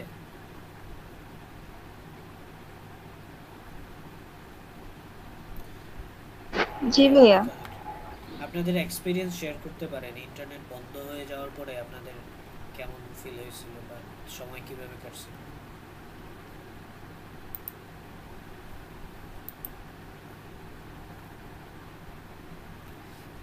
আচ্ছা, কারো এক্সপিরিয়েন্স মেবি শেয়ার করতে চাচ্ছেন না? আমি যদি একটু বলি, আমার পুরো অফিসের কার্যক্রম বন্ধ হয়ে গেছিলো, কারণ সব কাজই তো ইন্টারনেটের উপর ডিপেন্ড করে চলে। ফোন পিকচার দেখে, ফোনে পিকচার কতক্ষণ দেখা যায়। যাই হোক, আমি যদি বলি, আমি তখন পুরো বাংলাদেশ ঘুরতেছিলাম এভাবে। আমি আমার অফিসের সার্ভারে কানেক্ট হচ্ছি, ওই আমার অন্য ক্লায়েন্টের সার্ভারে কানেক্ট হচ্ছি। ফোনের নেটওয়ার্কও এত স্লো ছিল যে ফোন দিলে, ফোনের নেটওয়ার্ক বলতে আমি ওই মোবাইল ডেটার কথা বোঝাচ্ছি না, জাস্ট ভয়েস ওভার নেটওয়ার্কের কথা বলতেছি, যেটা দিয়ে আমরা ফোনে ডিরেক্ট কল করি। ওই নেটওয়ার্কেও অত ভালো পাওয়া যাচ্ছিল না। কোনো ইস্যু হয়েছে আমরা কিন্তু কানেক্ট হইতে পারতাম। আমরা কিন্তু আমার মনে আছে, আমি সম্ভবত জুলাইয়ের শেষের দিকে 28, 29, 30 এই সময়টাতেও, ওই সময় তো ইন্টারনেট অফ ছিল, ওই সময়টাতেও আমি কক্সবাজারের আমার একটা ক্লায়েন্ট আছে যাদের আমরা নেটওয়ার্ক সিকিউরিটি সার্ভিস দিই, তাদের ডিভাইস হয়ে আমরা বাইরে যেতাম। তখন বাইরে যেতাম বলতে ইন্টারনেট অ্যাক্সেস করতাম, অথচ বাংলাদেশে কিন্তু ইন্টারনেট বন্ধ ছিল। তবে ওটার তুলনামূলক বেশ স্লো ছিল, কারণ অন্যান্য সব পাতি তো বন্ধ, যার কারণে এগুলো টিপিএন করে বিভিন্নভাবে বাইপাস করে বেরোইতে হইতো। সো খুব বেশি একটা নিউজ পাওয়া যেত না, ইনফরমেশন পাওয়া যেত না, ওটা লোড হইতে এত সময় লাগতো। আচ্ছা, যাই হোক, এই যে ব্যাকগ্রাউন্ডে নেটওয়ার্ক আসলে কিভাবে কাজ করে, আমি যে বললাম ইন্টারনেট বন্ধ ছিল, কিন্তু আমি আপনাকে বলতেছি যে আমি তো এই বন্ধের সময় আমি আমার অফিসের নেটওয়ার্কে কানেক্ট হয়ে আমি ল্যাব করতাম প্রচুর। ওই সময় অফিস তো বন্ধ, ল্যাব করতাম, বিভিন্ন কাজ আগে রাখার চেষ্টা করছিলাম, ক্লায়েন্ট ফোন দিলে সেটা না গিয়ে রিমোটলি করার চেষ্টা করতাম। আমি আপনাকে বলতেছি ইন্টারনেট বন্ধ ছিল, আমি আবার বলতেছি আমি সেটা রিমোটলি করছি। তার কিভাবে মানে আপনার কাছে অবিশ্বাস্য মনে হতে পারে, কিন্তু আপনি যদি নেটওয়ার্কিং এর নলেজ আপনার থাকে, আপনি তখনই এটা বিশ্বাস করতে পারবেন যে আসলে এটা পসিবল। আপনাদের কি অবিশ্বাস্য মনে হয় না যে ইন্টারনেট তো বন্ধ ছিল, কিভাবে কানেক্ট হইলাম? তা তো লাগেই। আচ্ছা, আমি জাস্ট একটা এক্সাম্পল দিই, মানে এটা বিশাল বিষয়, ব্যাকগ্রাউন্ডে অনেক কিছু, সেটা তো আর এই 2 মিনিট 5 মিনিটে বুঝাই ফেলতে পারবো না। একটা ছোট আইডিয়া দিই, একটা অ্যাবস্ট্রাক্ট আইডিয়া পাবেন। ধরেন বাংলাদেশের সাথে ইন্ডিয়ার কোনো একটা বিষয় নিয়ে ক্ল্যাশ হয়েছে। সো ইন্ডিয়ার কোনো একটা ওয়েবসাইট ওরা বাংলাদেশিদের জন্য ব্লক করে দিছে, যেন বাংলাদেশিরা অ্যাক্সেস করতে না পারে। এটা ধরেন বাংলাদেশিরা যেন অ্যাক্সেস করতে না পারে ওরা ব্লক করে দিছে। এবার আপনি বাংলাদেশি আইপি নিয়ে এটার অ্যাক্সেস করতে পারতেছেন না। এরকম সিচুয়েশনে বাংলাদেশে যখন ইন্টারনেট বন্ধ হলো, প্রথম কিছুদিন পোলাপান কী করলো, ছেলেপেলে ভিপিএন ইনস্টল করলো। ভিপিএন ইনস্টল করে ভিপিএন কানেক্ট করতো, ভিপিএন কানেক্ট করে দেন ইন্টারনেটে যাইতো। এরকম হয়েছে না? এবং আপনারাও করার কথা। হ্যাঁ, আমরাও তা করেছি। তো ব্লক করে দিছে, তারপরও ভিপিএন ইউজ করে আপনি ইন্টারনেটে গেছেন। তখন কি আপনার মনে হয় নাই যে ব্লক করে দিছে, তারপরও আমি ইন্টারনেট চালাচ্ছি, কিভাবে চালাচ্ছি? Same issue. এই ভিপিএন, এটা তো আপনি ভিপিএন ফ্রিতে ডাউনলোড করে নিছেন বা কিনে নিছেন বা সামহাও কীভাবে কোনোভাবে একটা ভিপিএন পাইছেন, সেভাবে এটা করছে কি, আপনাকে ভিপিএনের একটা, আপনি যে ভিপিএনটা ডাউনলোড করছেন, ধরেন এটার সার্ভারটা আছে অ্যাকচুয়ালি ইংল্যান্ডে কোথাও একটা পজিশনে, বাংলাদেশের বাইরে। ও আপনার পিসি বা আপনার কম্পিউটারের সাথে একটা এনক্রিপ্টেড একটা টানেল ক্রিয়েট করছে। এখান থেকে ট্রাফিক এখানে এনক্রিপ্টেড অবস্থায় যায়। সো যখন কেউ ট্রাফিক ব্লক করতে যায় ফায়ারওয়াল বা কোনো কিছু দিয়ে, সরকার হোক বা অন্য কোনো দেশের অথরিটি, যে কেউ ব্লক করতে চায়, যখন ট্রাফিকটা এনক্রিপ্টেড থাকে, ক্ষেত্র বিশেষ অনেক সময় সেটা ব্লক করা যায় না। আবার অনেকে ব্লক করে আইপি অ্যাড্রেস ধরে, যে বাংলাদেশি সকল আইপি ব্লক আমার ওয়েবসাইটের জন্য, বা ইন্ডিয়ান সকল আইপি বাংলাদেশের এই ওয়েবসাইটের জন্য ব্লক করে দিলাম। কিন্তু এই ব্যাটা করলো কি, তার আইপি নিয়ে আসলো না, সে প্রথমে কানেক্ট হলো ইংল্যান্ডের ওই সার্ভারে, সেখান থেকে ইংল্যান্ডের আইপি নিয়ে এই সার্ভারে হিট করলো। তো আমি তো ব্লক করছি ইন্ডিয়ার আইপি, আমি ইংল্যান্ডের আইপি ব্লক করিনি। সো ইংল্যান্ডের সার্ভার থেকে রিকোয়েস্ট পাঠাবে বাংলাদেশের সার্ভার, রিকোয়েস্ট রিপ্লাই পাঠাবে এই ইংল্যান্ডের সার্ভারে, কিন্তু এই রিপ্লাইটা অ্যাকচুয়ালি এর রিপ্লাই না, এই সার্ভারটা এই ইন্ডিয়ান যে লোক আছে তার হয়ে ফরওয়ার্ড করে দিয়েছিল সার্ভারটা। সো এই রিপ্লাইটাও ফরওয়ার্ড হয়ে তার কাছে চলে যাবে। সো আলটিমেটলি সে কিন্তু এটাকে অ্যাক্সেস করলো এবং এই যে রেস্ট্রিকশন সেটাকে বাইপাস করলো। একটা অ্যাবস্ট্রাক্ট একটা আইডিয়া আপনার হওয়ার কথা যে অনেক সময় ফিল্টারিং এই ভিপিএন দিয়ে মানে নেটওয়ার্ক সিকিউরিটি দিয়ে ফিল্টার করা হলেও সেটা আমরা বাইপাস করা যায়। তবে সেক্ষেত্রে আপনি কোশ্চেন করতে পারেন, শেষের দিকে কোনো ভিপিএনও কাজ করতেছিল না, আগস্টের শেষের দিকে অন্য কোনো ভিপিএনও কাজ করতেছিল না, এটা কেউ ফেস করছেন? জি ভাইয়া। তাহলে আমি যদি ভিপিএন দিয়ে বাইপাস করতেই পারি, অন্যান্য ভিপিএনগুলো কাজ করলো না কেন শেষের দিকে? এটারও কোশ্চেন আছে। আমাদের এখন যে নেটওয়ার্ক সিকিউরিটি ডিভাইসগুলো, এগুলো বেশ সফিস্টিকেটেড ডিভাইস। আপনার ওই ভিপিএন সার্ভারেও যদি সে ব্লক মারে, তাহলে আপনি কোত্থেকে কানেক্ট হবেন? এখন ইস্যু আছে আপনি আসলে বাইপাসটা করতেছেন কিভাবে, সেটার উপর ডিপেন্ড করে। তার জন্য আপনাকে আগে আর্কিটেকচার বুঝতে হবে। ধরেন আপনি একটা ঘরে আপনি দরজা লাগাইছেন, জানালার মধ্যে গ্রিল লাগাইছেন, কেন? চোর যেন আসতে না পারে, আটকাইছেন। এখন চোর তো যে কোনো মূল্যে ঢোকার চেষ্টা করবে। এখন ধরেন আপনার মাটির ঘর, নিচ দিয়ে আসলে মাটি, সে ছিদ্র করে ঢুকতে পারবে না। আপনি তো দরজায় তালা লাগাই রাখছেন, বিশাল একটা তালা। সো আপনার সিস্টেমে যদি ভালনারেবিলিটি থাকে, অনেকভাবে ঢোকা যায়। সো এগুলো আসলে আলোচনা করতে গেলে ঘন্টার পর ঘন্টা আলোচনা করা যাবে। অ্যাকচুয়াল ইমপ্লিমেন্টেশন না দেখাইলে মানে শুনতেই জাস্ট ভাল লাগে, ইমপ্লিমেন্টেশন ছাড়া এগুলো আসলে বোঝা খুবই কঠিন। সো এই যে ব্যাকগ্রাউন্ডে যে নেটওয়ার্ক কিভাবে আছে, কিভাবে আর্কিটেকচারটা আছে, সেটা যদি আপনি না বুঝতে পারেন, ওই কিভাবে বাইপাস করবেন, কিভাবে যে আপনি হ্যাকার হবেন, ইথিক্যাল হ্যাকার হবেন, আর ব্ল্যাক হ্যাট হন, যেটাই হোক, কি নেটওয়ার্ক আর্কিটেকচার না বুঝলে আপনি আসলে কাইন্ড অফ কেমন, ধরেন আপনি একজন মানুষ, আমি একজন মানুষ, আরেকজন ধরেন এমন একজন মানুষের, হ্যান্ডিক্যাপ্ট মানুষের কথা চিন্তা করেন, যার দুই হাত নাই, দুই পা নাই, চোখ নাই, সে চোখে দেখে না, হাঁটা চলা করতে পারে না, কথা বলতে পারে না, কিন্তু সে বেঁচে আছে, আবার আপনিও বেঁচে আছেন। এই দুইজনের মধ্যে পার্থক্য কি? দুইজনই তো বেঁচে আছে। দুইজনের মধ্যে পার্থক্য কি? দুইজনের মধ্যে পার্থক্য হলো আপনি বেঁচে আছেন, বেঁচে থাকার মতো করে বেঁচে আছেন, সব কিছু উপভোগ করতে পারতেছেন, যা ইচ্ছা তা করতে পারতেছেন। আর ওই হ্যান্ডিক্যাপ্ট মানুষটা এক জায়গায় পড়ে আছে, ও বেঁচে আছে কিন্তু না, মরা মৃত ব্যক্তির মতোই একেবারে নড়াচড়া করতে পারতেছে না, কিচ্ছু করতে পারতেছে না। আপনি হ্যাকার হবেন, নো ইস্যু, কিন্তু আপনার যদি সিকিউরিটির নলেজ না থাকে, আপনার যদি সার্ভার হার্ডওয়্যারের নলেজ না থাকে, আপনার যদি নেটওয়ার্কের নলেজ না থাকে, আপনি কাইন্ড অফ ওই হ্যান্ডিক্যাপ্ট মানুষের মতো হয়ে যাবেন। এটা কেন বলতেছি, একটা দেখবেন আপনারা তো ফার্স্ট ইয়ার প্রথম দিকের স্টুডেন্ট, অনেকে এসে আপনাদেরকে বলবে আউটসোর্সিং, ফ্রিল্যান্সিং এগুলো করি, গ্রাফিক্স ডিজাইন $5, $7, $10, প্রচুর টাকা ইনকাম করা যাবে। আপনি এই ভুলেও এগুলোতে পা দিবেন না। আমি এটা ফেস করছি, আমি এর জন্য বলতেছি। আপনার টার্গেট যদি ধরেন 100 থাকে, আপনার চেষ্টাটা অ্যাটলিস্ট 150 পর্যন্ত রাখতে হবে, তাইলে আপনি 100 পর্যন্ত রিচ করতে না পারলেও আপনি 80 পর্যন্ত রিচ করতে পারবেন। মানে আমি রেজাল্ট দিয়ে বোঝাচ্ছি, আপনি যদি এক্সামে 100 পাইতে চান, আপনাকে এমনভাবে পড়ালেখা করতে হবে যে 150-এর অ্যান্সার করতে পারবো আমি। এরকম প্রিপারেশন যদি থাকে, আপনি 80 পাবেন, আশা করা যায়। আপনি 100 নাও পাইতে পারেন, মিস হইতে পারে কোথাও, কিন্তু আপনি 100 পাওয়ার জন্য যদি 100ই প্রিপারেশন নেন, 100 মার্কের কোশ্চেন অ্যান্সার করেন, তাহলে আপনি আসলে 100 পাবেন না, 80 পাবেন না, আরও কম পাবেন।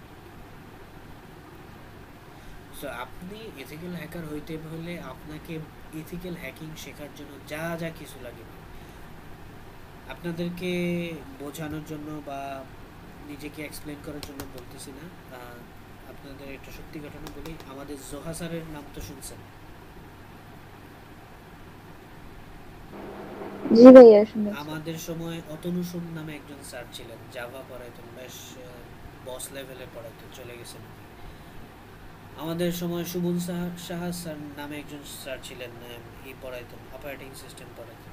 আচ্ছা, আমি যখন বিসিতে ভর্তি হই, তখন আমার প্রথমেই আমার টার্গেট ছিল আমি সিকিউরিটি এক্সপার্ট হব, তার জন্য যা যা কিছু লাগে আমি শিখব। আপনি নাইম ভাইয়ের নাম শুনছেন না? আমাদের গুগলে চাকরি করতাম, নাইম ভাই 32 ইনটেকে। হ্যাঁ হ্যাঁ। নাইম ভাই কিন্তু আমার সরাসরি ইনস্ট্রাক্টর, আমার প্রোগ্রামিংয়ের হাতে করি নাইম ভাইয়ের হাত দিয়ে। সো আমার টার্গেট ছিল সাইবার সিকিউরিটির জন্য যা যা কিছু লাগে আমি সব শিখব। আমি নেটওয়ার্কিং শিখেছি, আমি ইন্ডাস্ট্রিতে network security engineer, senior network security engineer হিসেবে কাজ করছি। আমি জোহা স্যারের কাছ থেকে জোহা স্যারের ক্লাস করার চেষ্টা করছি। আমি নিজে 39 ইনটেকের স্টুডেন্ট, কিন্তু আমি 32 থেকে 39 পর্যন্ত সবগুলো ব্যাচের সাইবার সিকিউরিটি ক্লাস করছি, যতগুলো স্যার করেছি। কীভাবে করছি আপনি বলতে পারেন? আমি আসলে পরিচয় দিতাম না, আমি যাই পিছনে চুপচাপ বসে থাকতাম। 32-তে যদি আমি ঢুকি, আমি জুনিয়র, আমার কেউ কিছু বলতো না, ক্লাস নেই, কিছু নাই, বসে আছি। দু একজন ভাই ব্রাদার তো বড় সিনিয়র ভাই পরিচয় আছে, ভাইয়া কেমন আছেন, একটু বসি, ভাইয়া বাইরে অনেক রোদ, আমার টার্গেট তো অন্য, ঠিক আছে। তারপরে আমাদের সময় করোনার পিরিয়ড চলে আসলো, অনলাইনে ক্লাস হতো, আমি অনলাইনে ঢুকে গুগল ক্লাস কোড পাইলেই তো তখন ক্লাসে জয়েন করা যায়। তো আমি এনএক্স থেকে ওই ক্লাস কোড ডাউনলোড করতাম, সবার এনএক্স ঘুরে ঘুরে ওই বিভিটির ওয়েবসাইটেও কিন্তু ওই কোডগুলো দেওয়া থাকতো। ওই আমার নেটওয়ার্কিংয়ের কোর্স, এবং আমি আপনাদেরকে দেখাইতে পারবো সেই ক্লাস রেকর্ড এখনও আমার কাছে আছে, পরবর্তী কোনো ক্লাসে দেখাবো না। আমি অপারেটিং সিস্টেমের ক্লাস, নেটওয়ার্কের ক্লাস, ক্রিপ্টোগ্রাফির ক্লাস, আমি সিএসির স্টুডেন্ট, কিন্তু আমি ট্রিপল ই ক্লাসও করতাম। ট্রিপল ই ক্লাস কেন করতাম এখন বলতে পারেন, সেখানে অ্যাসেম্বলি ল্যাঙ্গুয়েজ নিয়ে বেশ ভালো একটা কোর্স করাইতো। ওদের ওই কি কাজের জন্য লাগে। এই অ্যাসেম্বলি ল্যাঙ্গুয়েজ কাজে লাগে হচ্ছে আমাদের সাইবার সিকিউরিটিতে। আবার ম্যালওয়্যার ডেভেলপমেন্ট যদি কেউ করতে চায় অথবা রিভার্স ইঞ্জিনিয়ারিং কেউ যদি শিখতে চায়, তার অ্যাসেম্বলি ল্যাঙ্গুয়েজে ভালো নলেজ থাকতে হবে। এই জিনিস আবার ওখানে পড়াতো। তো আমি ট্রিপলি ডিপার্টমেন্টের ক্লাসও করছি। এখন আপনি বলতে পারেন আমাদের তো অনলাইনে করে না। হ্যাঁ, অনলাইনে না করা দিতে পারে, আপনার আসলে ইচ্ছাটা আছে কি। রিসোর্সের প্রচুর মানে রিসোর্স অ্যাভেলেবল আছে, অনলাইনে বলেন অফলাইনে বলেন। ইভেন আমার কাছে এত পরিমাণ রিসোর্স আছে যে আমি আমার ল্যাপটপে জায়গা দিতে পারতেছি না। আমার অফিসে আমার 6টা VM আছে, যেগুলোতে 2 TB করে হার্ড ডিস্ক, সবগুলো হার্ড ডিস্ক ফুল। আমার অফিসের ল্যাপটপ ফুল, আমার পার্সোনাল ল্যাপটপ ফুল, আমার পার্সোনাল পোর্টেবল হার্ড ডিস্ক আছে 2টা ফুল। কিন্তু এই রিসোর্স কেউ আমার কাছ থেকে, আমি নিজে থেকে দিতে চাই, নেওয়ার কেউ নাই। আবার নিজেও তো এত রিসোর্স আসলে শেষ করা যায় না। তা আমাদের এখন হয়ে গেছে ডাটা এত বেশি আছে, কিন্তু আমরা এই ডাটাকে কনজিউম করতে পারতেছি না। সো যেটা বলতেছিলাম, নেটওয়ার্ক প্লাসে আমাদের নেটওয়ার্কের বেসিক থেকে অ্যাডভান্স পর্যন্ত আলোচনা হয়। সার্ভার কীভাবে চলে, হার্ডওয়্যার কীভাবে ম্যানেজমেন্ট করতে হয়, অ্যাক্টিভ ডিরেক্টরি অর্থাৎ সার্ভার অ্যাডমিনিস্ট্রেশন নিয়ে কী কী কাজ করা লাগে সেগুলো এই কোর্সে আলোচনা হয়। সাইবার সিকিউরিটির একেবারে বেসিক যে নলেজ, ফান্ডামেন্টাল যে নলেজ, সেটা আপনার লাগবেই। সেটা ছাড়া কোনোভাবে এটা ইগনোর করে গেলে আপনি আসলে সামনে আগাইতে পারবেন না। এই ধরনের নলেজগুলো এখানে দেওয়া হয়। তো কেউ যদি নিজে নেটওয়ার্ক ইঞ্জিনিয়ার, নেটওয়ার্ক সিকিউরিটি অথবা নেটওয়ার্ক ইঞ্জিনিয়ার হতে চায়, সে এই কোর্সটা করতে পারে। অথবা কেউ সার্ভার সম্পর্কে ভালো জানতে চায়, সে এটা করতে পারে। কেউ সিকিউরিটি সম্পর্কে ভালো বলতে চায়, সে এটা করতে পারে। কিন্তু কেউ যদি আমারে বলে ভাইয়া আমি সাইবার সিকিউরিটি এক্সপার্ট হইতে চাই, আমি বলবো আপনি 3টা করুন। 3টা তো আপনি একসাথে করতে পারবেন না। 3টা কেন করবেন আমি আপনাকে বললাম। আপনার এই নলেজও লাগবে, আপনার সার্ভারের নলেজও লাগবে, আপনার সিকিউরিটির নলেজও লাগবে। সো আপনি প্রথমে হয়তো নেটওয়ার্ক প্লাস আগে করবেন, তারপরে সার্ভার প্লাস করবেন, তারপর সিকিউরিটি প্লাস করবেন। এইটা করতে আপনার 1 থেকে 1.5 মাস বা 2 মাস লাগবে, এটা করতে 2 মাস, এটা করতে 2 মাস, এরকম 6 মাস লাগবে। এই 3টা কোর্স কম্বাইন করে আমাদের হচ্ছে এই কাস্টমাইজ কোর্স, যেখানে এই 3টা কোর্সের সাথে আরও বেশি কিছু জিনিস অ্যাড করা আছে। আমরা অলরেডি বলে ফেলছি যে সিকিউরিটি প্লাসে কী কী নিয়ে আলোচনা হয়। জেনারেল সিকিউরিটি কনসেপ্ট, ডোমেইনগুলো, থ্রেট, ভালনারেবিলিটি থাকলে সেটা মিটিগেশন হবে কীভাবে মিটিগেট করতে হবে, সিকিউরিটি আর্কিটেকচার, সিকিউর আর্কিটেকচার কীভাবে ডেপ্লয় করতে হয়, সিকিউরিটি অপারেশন কীভাবে করতে হয়, সেগুলো এখানে আলোচনা হবে। আমাদের এই কোর্সে সার্টিফাইড ট্রেনার আছে, টোটাল ক্লাস হবে 16টা, সাথে ল্যাব থাকবে, ডিউরেশন থাকবে 32 আওয়ার। সেই সাথে ট্রেনার তো থাকবে, ল্যাব অ্যাসিস্ট্যান্ট থাকবে। আপনি কোনো কিছু একটা করতে পারতেছেন না ক্লাসের অফ টাইমে, আপনাকে ল্যাব অ্যাসিস্ট্যান্ট ওইটা করতে হেল্প করবে, গাইডলাইন দেবে। সেমভাবে নেটওয়ার্ক প্লাসের আমাদের কোর্স আছে, নেটওয়ার্ক ফান্ডামেন্টাল, নেটওয়ার্ক ইমপ্লিমেন্ট কীভাবে করতে হয়, নেটওয়ার্ক অপারেশন কী, নেটওয়ার্ক সিকিউরিটি কীভাবে ইনশিওর করতে হয়, কীভাবে ট্রাবল শুটিং করতে হয়। সেম ইস্যু, সার্টিফাইড ট্রেনার্স আমাদের 16টা ক্লাস লাগবে এই কোর্স শেষ করতে, 32 ঘন্টা, অর্থাৎ অ্যাভারেজে 1 মাসের মতো সময় লাগবে অল্টারনেটিভ ডেতে যদি ক্লাস হয়। এবং সার্ভার ক্লাসও হুবহু সেম।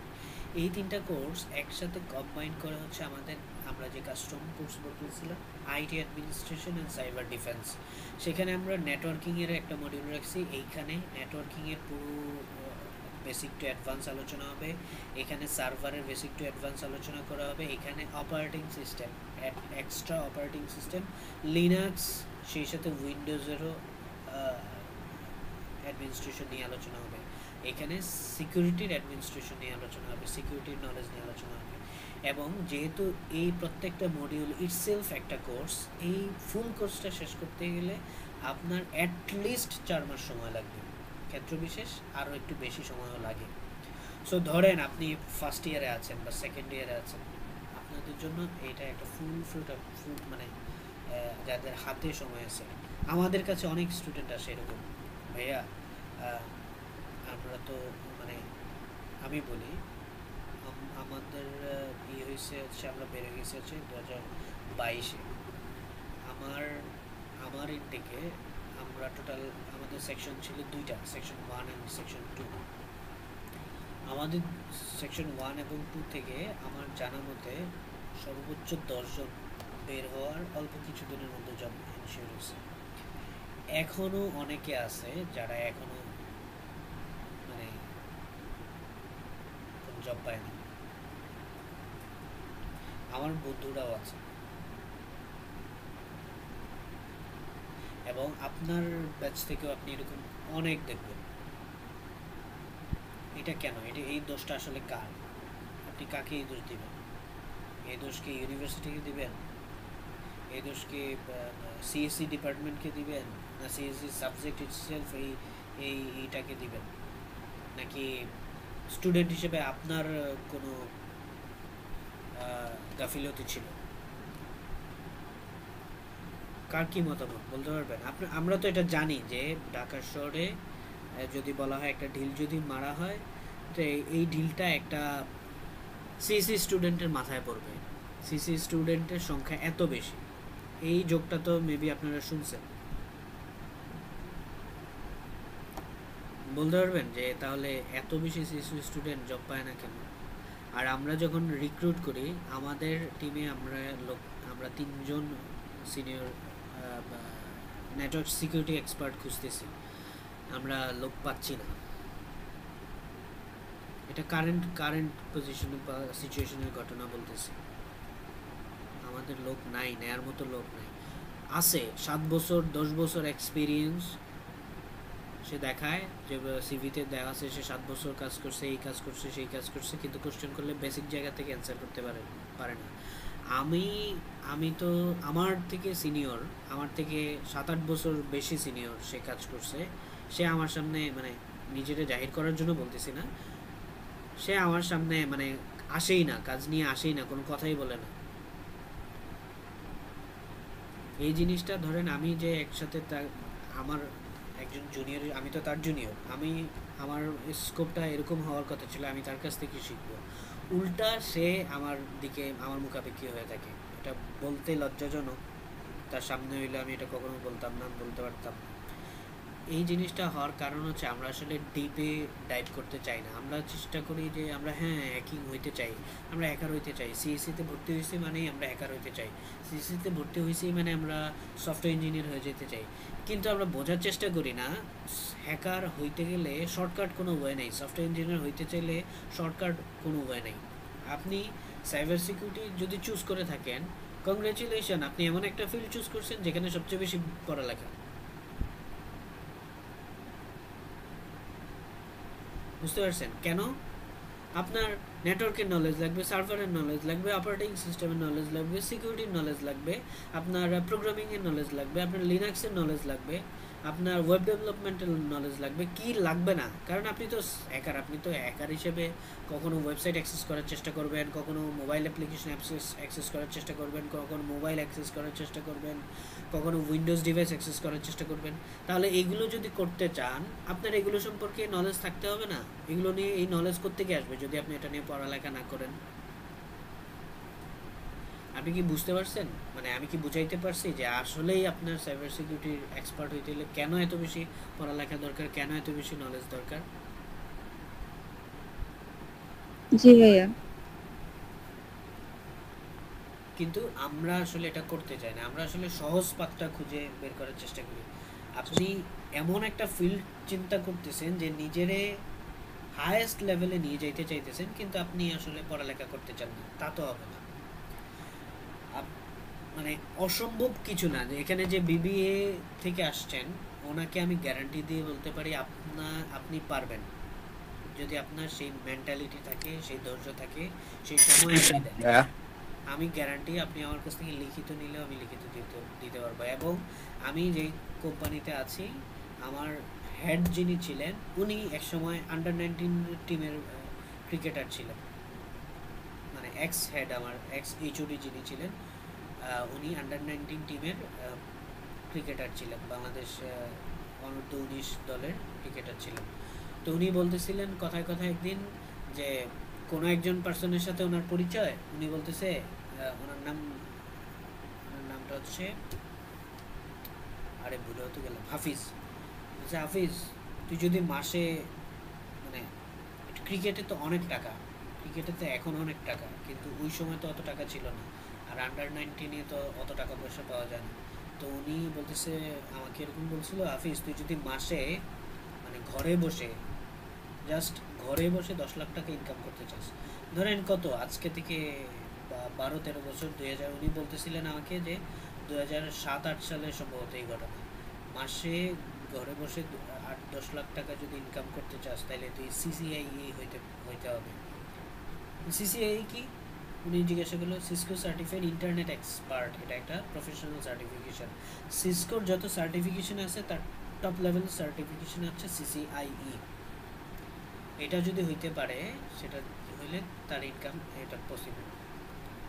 এবং আপনি কল্পনা করতে পারবেন না, বাংলাদেশে 15 জন সিসিআই আছে, তার একজন উনি, যিনি তার ব্যাকগ্রাউন্ড ছিল হিউম্যানিটিজ, যিনি ছিলেন আন্ডার 19-এর প্লেয়ার, তিনি এখন বাংলাদেশ 15 জন সিসিআই হোল্ডার আছে, সিসিআই সার্টিফিকেট হোল্ডার, উনি তার একজন। উনি যদি পারে, আপনি পারবেন না কেন? আমি পারবো না কেন? ওনার মাথায় আধা কেজি, ওনার ব্রেনের ওজন যদি 1 কেজি হয়, আপনার আমার ব্রেনের ওজনও 1 কেজি। সো আল্লাহ আমাদের কাউরে তো কমায় দেয় না, আল্লাহ কারোর সাথে কখনো কারোর কম দেয়, কারোর বেশি দেয়, বিষয়টা এমন হয় না। এটা আপনাকে অবশ্যই অবশ্যই বিশ্বাস করতে হবে, বিশ্বাস তো করতে হবে। ধর্মীয় দিক থেকে আপনি যদি এরকম অবিশ্বাস করেন, আল্লাহ ওরা একটু বাড়াই দিছে, ব্রেন আমার একটু কমাই দিছে, আল্লাহ এই তো তুমি ইনসাফ করলা না, তাহলে প্রথম কথা হচ্ছে আপনার ইমান থাকবে না। দ্বিতীয় কথা হচ্ছে আপনি আপনার নিজের উপর কনফিডেন্স নেই, আপনি আসলে এখানে ফাঁকিবাজি করতেছেন, আমি আসলে ফাঁকিবাজি করতেছি।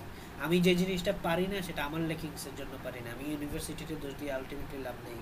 ইউনিভার্সিটি আপনাকে জাস্ট প্রোগ্রামিং ল্যাঙ্গুয়েজের নাম জানায় দিবে, ইউনিভার্সিটি তো বিজনেস, তাই না? সো আপনি চিন্তা করেন আপনি আসলে কতটুকু নিতে পারতেছেন। দেখেন, আপনি একটা ইজিলি আমি বলি, আপনারা 2-1 জন ছাড়া বাকিরা কোনো কোশ্চেন আমাকে করেন নাই, 2-1 জন তো মেসেজে অ্যান্সার দিচ্ছেন, কিন্তু আমরা বলতেছি আপনাকে, আমরা এমন নলেজ দিব যেটা আপনারা কি ওএসআই লেয়ার সম্পর্কে জানেন? কেউ ওএসআই লেয়ার সম্পর্কে জানেন কেউ?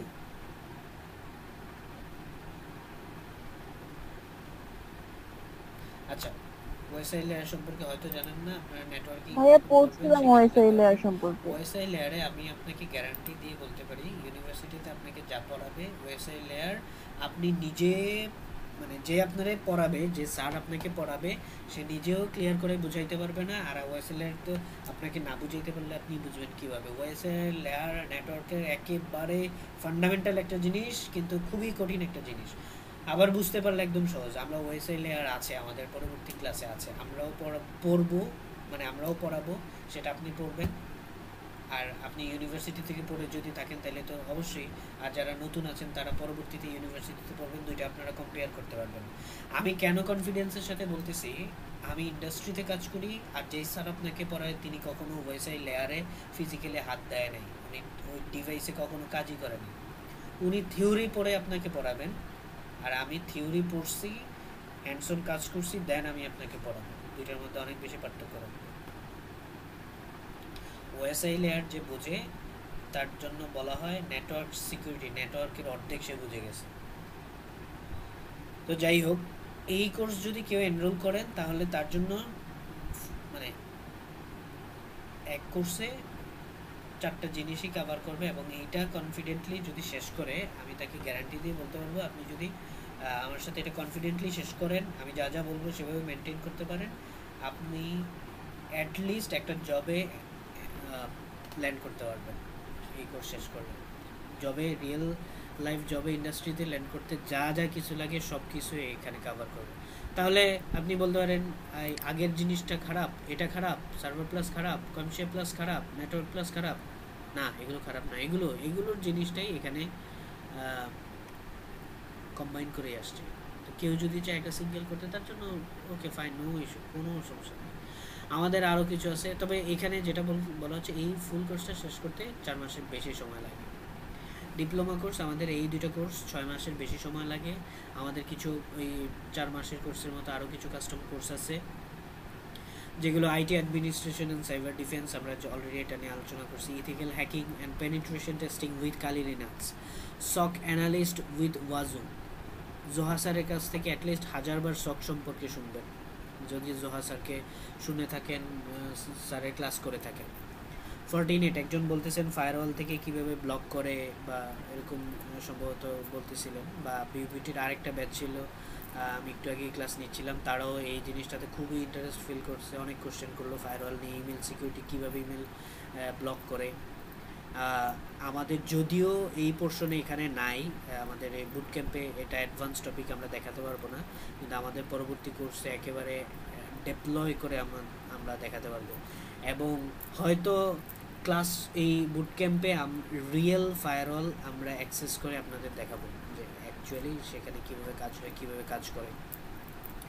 জাভিক্স মনিটরিং টুল, ধরেন গ্রামীণ ফোনের নেটওয়ার্ক তো অনেক বড়, গ্রামীণ ফোনের টাওয়ার আছে কত শত, হাজার হাজার টাওয়ার আছে। শুধু গ্রামীণ ফোনের হেড অফিস কোথায় বলেন তো, কেউ বলতে পারবেন?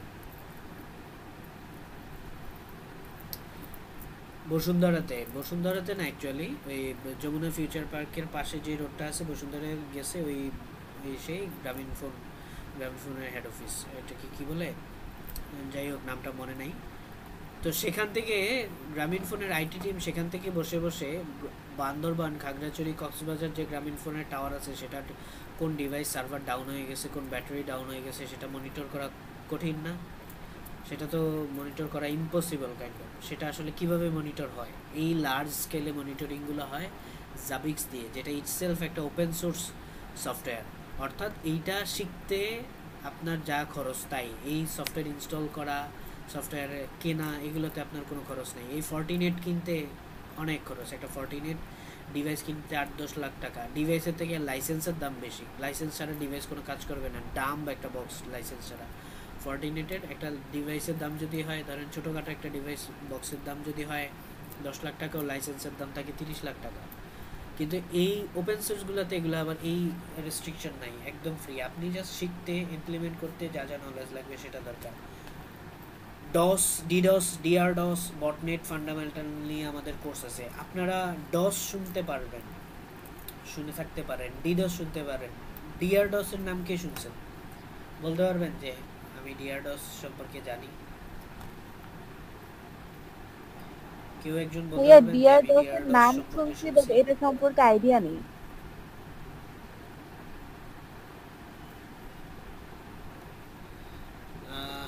আপু মনে হয় কিছু বলার চেষ্টা করছেন, আমি আসলে শুনতে পাচ্ছি না।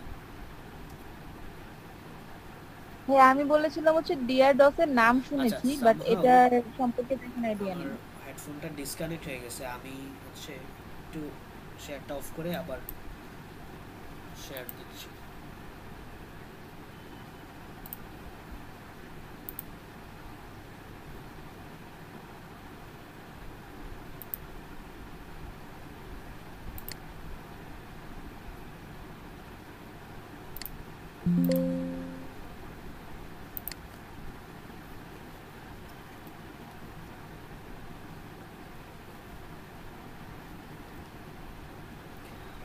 এখন কি আমাকে শুনতে পাচ্ছেন? জি ভাইয়া, শুনতে পাচ্ছি। আচ্ছা, ঠিক আছে।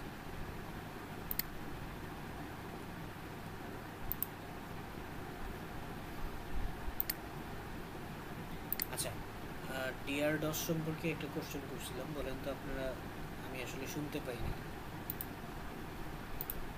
এটা সম্পর্কে আপনারা কি কারো কোনো আইডিয়া আছে কিনা ডিআরডস সম্পর্কে?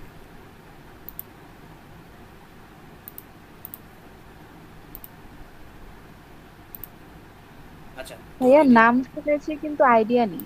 আচ্ছা, আইডিয়া নেই। সো ডস ডিডস কিভাবে কাজ করে জানেন?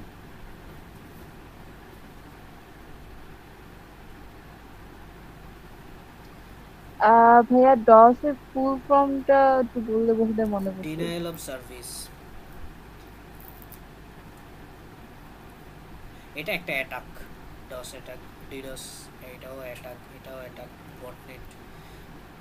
মানে আমি আসলে আপনারা না জানাটাই স্বাভাবিক। আমি আসলে কোশ্চেনটা করার এক কারণ হচ্ছে এটা আসলে সার্ভার অ্যাটাক না, অ্যাকচুয়ালি সার্ভার অ্যাটাক বলা এভাবে উচিত না, কারণ এই অ্যাটাকটা শুধুমাত্র সার্ভারের উপর হয় না, এটা তো আপনার ওই রাউটারের উপর হইতে পারে, আপনার সুইচের উপর হইতে পারে, আপনার ফায়ারওয়ালের উপর হইতে পারে, আপনার মোবাইলের উপর হইতে পারে। অর্থাৎ যেই সার্ভিসটা চলতেছে সেটাকে ডিনাই করে দেবে, সাময়িক সময়ের জন্য ডাউন করে দিবে, লোড নিতে না পারে আপনার ওই রাউটার হয়তো ক্র্যাশ করবে, সুইচ ক্র্যাশ করবে, সার্ভার হইতে পারে সার্ভার ক্র্যাশ করবে, মোবাইল হইতে পারে, সে যে ডিভাইসে টার্গেট করা হবে সেটা ক্র্যাশ করবে। আমি বলতে চাচ্ছি এইগুলো আমরা থিওরিটিক্যালি ইউনিভার্সিটিতে আপনি হয়তো পড়বেন, আপনাকে সাইবার সিকিউরিটি কোর্সে ডসের ফুল ফর্মটা কি সেটা আপনাকে বলবে, অথবা ধরেন ডস কিভাবে কাজ করে আপনাকে বলবে, কিন্তু ডস করে ইমপ্লিমেন্ট করে আপনাকে কখনো দেখাবে না, ডস কিভাবে প্রিভেন্ট করতে হয় সেটা কি দেখাবে না, বটনেট কিভাবে ব্যাকগ্রাউন্ডে কাজ করে আইডিয়াটা আপনাকে কেউ কখনো দিবে না বলতে আসলে ইউনিভার্সিটি 3 মাস 4 মাস, আপনাদের কি সেমিস্টার এখন 6 মাসের সেমিস্টার না, আপনাদের তো মেবি 22 সেমিস্টার। জি ভাইয়া 22 সেমিস্টার। আমাদের ছিল ট্রাই সেমিস্টার, সো আমাদের 4 মাসের সেমিস্টার ছিল, আপনাদের 6 মাসের ছিল, তবে নামে 6 মাস, আমি যতটুকু জানি 1 মাস 1.5 মাসের মতো ছুটিতেই চলে যায়, আবার এক্সাম আছে, পড়ালেখা আছে, সো সব দিক দিয়ে মিলে 4 মাসের বেশি হয় না, ওই আলটিমেটলি ওই সময়ই থাকে। এখন আপনি ওর মধ্যে থিওরি পড়বেন না হ্যান্ডস-অন কাজ করবেন, মানে সাবজেক্ট তো আর একটা না যে আপনি 4 মাসে সব কভার করবেন, আবার তো বন্ধু বান্ধব আড্ডা এগুলো তো চিল আছেই, ইউনিভার্সিটি থাকতে আমিও করছি, সো ওইটা ইস্যু না, ওইটা করতে পারেন, কিন্তু আপনার টার্গেট ফিক্স থাকতে হবে। আমরাও আড্ডা দিছি, আপনার ওই যে টার্গেট যে আপনি এক্সপার্ট হইতে চান, দিন শেষে আড্ডা দিয়ে আপনি দিনের বেলা আড্ডা দিলেন কিন্তু রাতে এসে বসে পড়তে হবে, আমার যে টার্গেট ছিল। আমি আপনাকে অ্যাটলিস্ট বলতে পারবো আপনি যে কটা বাংলাদেশের অর্গানাইজেশনের নাম বলবেন যারা ট্রেনিং করে, আমি সবার কোর্স করছি, এত কোর্স করে আমার ফাইন্ডিংস কি জানেন, এই যে কটা কোর্স করছি তাদের একজনের কোর্স, ইভেন আমি স্টুডেন্ট অবস্থায় তাদের ভুল ধরতাম যে উনি আপনি এখানে ভুল করতেছেন, এবং আমি অ্যাসেম্বলি ল্যাঙ্গুয়েজের কথা বললাম না আপনাদেরকে যে ট্রিপলি ডিপার্টমেন্টে অ্যাসেম্বলি ল্যাঙ্গুয়েজের ক্লাস করতাম, ট্রিপলি ডিপার্টমেন্টের অ্যাসেম্বলি ল্যাঙ্গুয়েজেস ওই ম্যাডাম একজন ছিলেন ভুল পড়াতেন, আমি তখন ওটা ঠিক করে দিয়েছিলাম যে ম্যাডাম এটা প্রোগ্রামটা ঠিক এইভাবে হবে। আমার একটু ফ্লেক্সিবিলিটি ছিল এই জন্য যে আমি অনলাইনে জয়েন করতাম করোনা পিরিয়ডে, সো আমি যে আসলে কোন ডিপার্টমেন্টের এটা আসলে কেউ জানতো না, ডিপার্টমেন্টের ট্রিপলির তো আসলে অনেকগুলো মানে একটা ইনটেকের তো অনেকগুলো শাখা থাকতো, সো ধরেন আমি জয়েন করছি সেকশন 1-এর ক্লাসে, ওরা ধরে নিত এ হয়তো অনলাইনে যেহেতু ক্লাস এটা হয়তো দেখি নেই বা চিনি না জানি না, সো বিষয়টা এরকম, এই সুযোগটা আমি কাজে লাগাইতাম ওর সময়। এবং আমাদের সি শার্পের যখন কোর্স করতো ওখানেও আমি টিচারের ভুল দোষী বলবো না, এভাবে বলা আসলে উচিত না, আমি টিচারের অনুপস্থিতিতে আমি অ্যাটলিস্ট অন্যকে বুঝাই দিতে পারতাম, পড়াই দিতে পারতাম। এটা আসবে কখন, এটা আপনি যদি ওইটা শিখতে চান, আমার কখনোই টার্গেট, আমার রেজাল্ট কিন্তু কখনোই মানে আমার রেজাল্ট যদি বলি 3.51, আমি আমাকে ওই যে প্রথমে বললাম না আপনারা শুরুর দিকে আছেন, আপনাকে প্রথমেই এইসব উল্টাপাল্টা আইডিয়া দিবে, ফ্রিল্যান্সিং করো, সিএসিতে নলেজ ম্যাটার করে, কি পারো সেটা ম্যাটার করে, রেজাল্ট ম্যাটার করে না, রেজাল্টের ইস্যু নেই, সো আমিও তখন রেজাল্ট কোনো ইস্যু নেই, লাগাও উড়াধুরা প্রোগ্রামিং, ডেটা স্ট্রাকচার শিখতে হবে, প্রোগ্রামিং শিখতে হবে, স্কিল লাগবে। দিন শেষে হলো কি আমার প্রথম দিকে রেজাল্ট বেশ খারাপ হয়ে গেল, আমি যেহেতু ওইদিকে নজর দিচ্ছিলাম, একটা সময় এসে মনে হলো না আসলে রেজাল্টের দরকার আছে, বাইরে যাব সে চিন্তা করতে অ্যাটলিস্ট 3.5-এর উপরে লাগবে, জব পাইতে হলে লাগবে, তখন ওইটা রেজাল্ট ভালো করার চেষ্টা করি। তো আপনাকে আমি একটু বলি, এই ধরনের যে কথাবার্তা বলবে রেজাল্ট ডাজন্ট ম্যাটার, এদের আশেপাশ থেকে দূরে থাকবে, এরা আপনার ভবিষ্যৎ অন্ধকার করে দেওয়ার চিন্তা ভাবনা, নিজেও জানে না বাস্তবতা সম্পর্কে, আপনারাও বাস্তবতা সম্পর্কে বলতে পারবেন। আপনার রেজাল্টের অবশ্যই দরকার আছে, তবে এটা বলতে পারি যে রেজাল্ট আর স্কিল দুইটা যদি পাশাপাশি রাখেন, স্কিলকে ভ্যালু দেওয়া হবে আগে, রেজাল্টকে পরে, আপনার একাডেমিক যে রেজাল্ট। কিন্তু এর মানে এই না যে আমি একজনের একটা ঘটনা শুনছিলাম, সে মাইক্রোসফট থেকে অফার পাইছে, কিন্তু সে বিএসসি কমপ্লিট করে নাই বলে তারে হচ্ছে ওরা অনবোর্ড করে। এই ঘটনাটা শুনে আমারও বেশ খারাপ লাগছে। ওনার স্কিল আছে। এইটা কেন হয়? এটা ধরেন যখন আপনি আসলে রিক্রুট করেন বা ওই লেভেলে যাবেন, আপনি তখন বুঝতে পারবেন যে এই জিনিসটা কেন ম্যাটার করে। আমি যদি রিক্রুট করে আমি ধরে নিব যে ছেলে 4 বছরে তার রেজাল্ট, তার ইউনিভার্সিটি একটা সার্টিফিকেশন কমপ্লিট করার মতো ধৈর্য রাখতে পারে নাই, সে আমার এখানে এসে কীভাবে ধৈর্য ধরে 4 বছর কাজ করবে? আমি তো তারে লাখ লাখ টাকা দিয়ে স্যালারি দিয়ে ধরেন নিব, কিন্তু আমার যে ইনভেস্টমেন্ট জলে যাবে না তার কি গ্যারান্টি আছে? তাই না?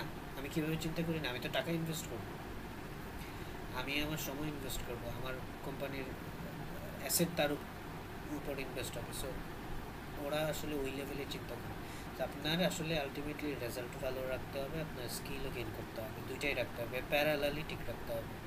যারা এই ধরনের ফ্রিল্যান্সিংয়ের কথা বলবে, গ্রাফিক্স ডিজাইন, এই সেই ভুংবাং, এগুলো থেকে মানে আশেপাশে ছায়াও মারাবেন না, এটা আমার দিক থেকে সাজেশন থাকলে আপনাদের জন্য, ইউনিভার্সিটি বড় ভাই হিসেবে। আচ্ছা, আমাদের আরও কিছু সার্টিফিকেশন প্রফেশনাল কোর্স আছে, যেমন Cisco certified network associate, CCNP, জুনিপারের আছে। আমরা commercial security plus certification training programme আছে, আমাদের নেটওয়ার্ক প্লাস আছে। এগুলো কিন্তু প্রফেশনাল সার্টিফিকেশন প্রোগ্রাম, অর্থাৎ এগুলো আপনাকে আইএলস দেয় না, আইএলসের মতো করে এক্সাম সেন্টারে গিয়ে এক্সাম দিতে হবে, কোনো চিটিং চলবে না। একটা নির্দিষ্ট পরিমাণ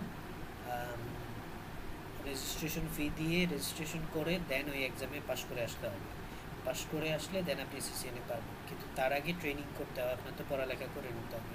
এই জিনিসটা তার আপনি গেলেন আর পড়লেন, বিষয়টা এমন।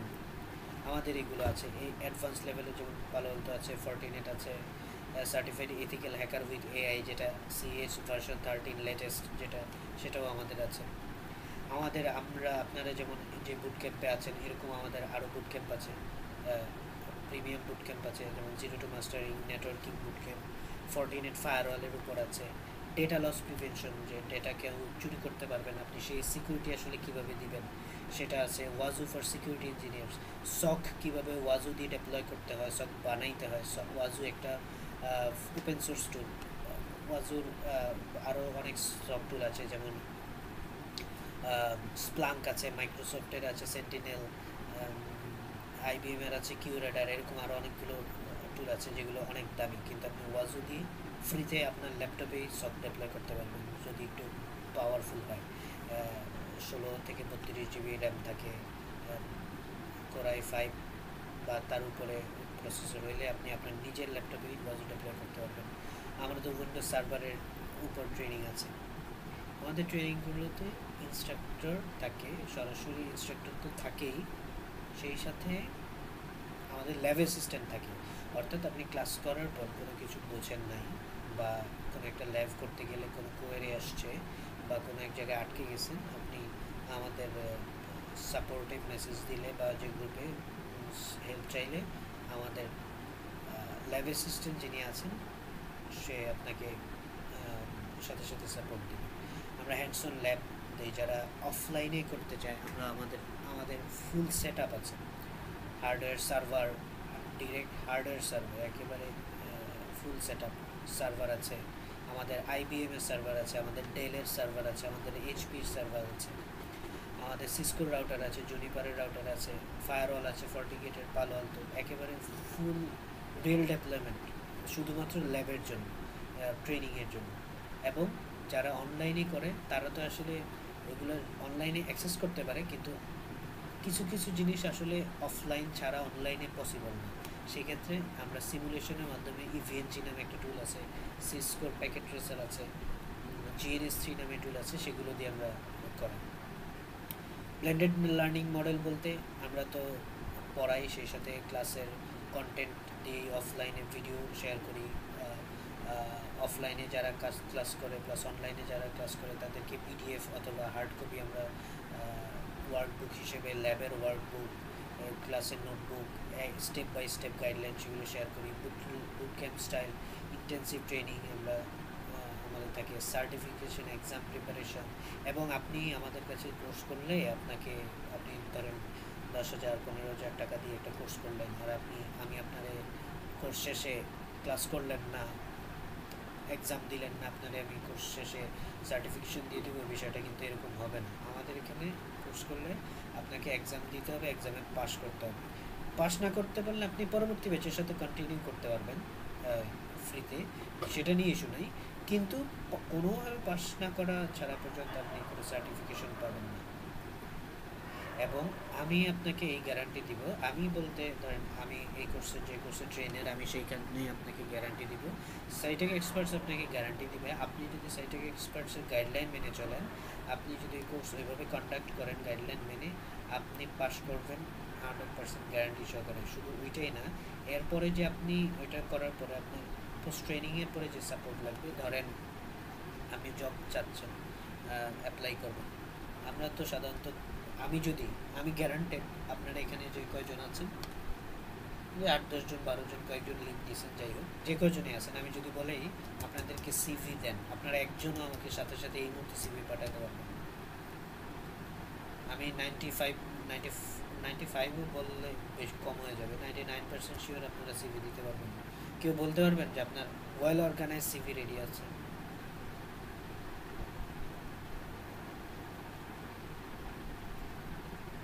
কেউ বলতে পারবেন না। এবং আমি এটা দেখছি যে যারা অলরেডি জব করে তাদের সিভি সে 3বার 4বার সিভি পাঠায়। ভাই আপনি তো এগুলো কি লিখছেন সিভির মধ্যে, এগুলো কোনো দরকার নেই, 3 line 4 line 3 page 4 page CV পাঠায়, অথচ কাজের কিছুই নেই।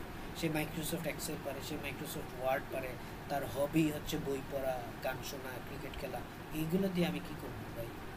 আপনি আইটিতে কাজ করেন, আপনার হবি যদি ক্রিকেট খেলা, গান খেলা, এই হবি আপনার এই জবের সাথে কিভাবে যায়? কোনো রিলেটই তো করে না। আপনাকে ওই গাইডলাইনটা দেওয়া হবে কিভাবে সিভি রেডি করতে হয়, কিভাবে একটা প্রফেশনাল লিঙ্কডইন প্রোফাইল দাঁড় করাতে হবে। আমাদের কমিউনিটি অ্যাক্সেস শুধু সেইটাই না, আমাদের হয়ে আপনি কিভাবে আমাদের রেফারেন্সে অন্য জায়গায়, আমাদের বেশ কয়েকজন জায়গায় আমাদের সাকসেস স্টোরি আছে, আমরা সেখানে আপনাদেরকে হেল্প করতে পারবো। আমরা বলতেছিলাম যে আমাদের গ্রামীণ ফোনে আমাদের একজন স্টুডেন্ট চাকরি করে, বলতেছিলাম যে সে সকাল বিকাল আমাদের শোনাচ্ছিল, সকাল বিকাল দুপুর লেভেল লোকজনের সাথে নাস্তা করে। আমাদের স্টুডেন্টরা গ্রামীণ ফোনে আছে, স্মার্ট টেকনোলজিস আছে, উইপ্রো নাম শুনছেন? Multi national company. বাংলা লিঙ্কে আছে, নাভানা গ্রুপ, ইএসএল। আমরা এখানে বেশ অল্প কয়েকটা নিয়ে আসছি, সবগুলো আসলে আনা হয়নি। আচ্ছা, যেটা বলতে চাচ্ছিলাম, আমাদের এই যে সার্টিফিকেশনের কথা, এই সার্টিফিকেশনগুলোর আসলে মার্কেট ডিমান্ড আছে কিনা আপনি যদি দেখেন, এখানে বিডি জবস প্লাস লিঙ্কডইন থেকে অল্প কয়েকটা নিয়ে আসা স্ক্রিনশট দেখেন। এই যে network plus security plus CySA plus or equivalent certification চাচ্ছে সাইবার সিকিউরিটি রোলের জন্য। এই যে কমশিয়া এ প্লাস অথবা কমশিয়া নেটওয়ার্ক প্লাস থাকলে প্লাস বলতেছে, এটা ভ্যালুয়েট করবে। কেউ একজন হ্যান্ড রেজ করছেন, কিছু বলবেন? জি ভাইয়া। বলেন। ভাইয়া মানে আর কতক্ষণ নিবেন? এই ধরেন সর্বোচ্চ 15 থেকে 20 মিনিট, আমরা প্রায় শেষের পথে। আচ্ছা ঠিক আছে, আচ্ছা ঠিক আছে। তারপরে দেখেন এখানে A plus CCNA router switch firewall IDS IPS VPN SIEM CISSP সিজাম সার্টিফিকেশন সিইএইচ, এই যে সকের কথা বলছে, সিমের কথা বলছে, কমার্শিয়াল সিকিউরিটি প্লাস। বিশেষ করে বাংলাদেশের বাইরে যে অর্গানাইজেশনগুলো আছে তারা ভেন্ডর নিউট্রাল সার্টিফিকেশনের খুব বেশি গুরুত্ব দেয়। দেখেন এই যে রিমোট অপরচুনিটি, অর্থাৎ বাংলাদেশের বাইরে যেগুলো, তারা network plus security plus CySA plus, এই যে প্লাস এই ধরনের সার্টিফিকেশনগুলোকে মার্ক করছে। Commercial security plus, remote opportunity, CCNA, CCNP, MTCNA, firewall security, network plus, এই সার্টিফিকেশনগুলার প্রয়োজন আছে।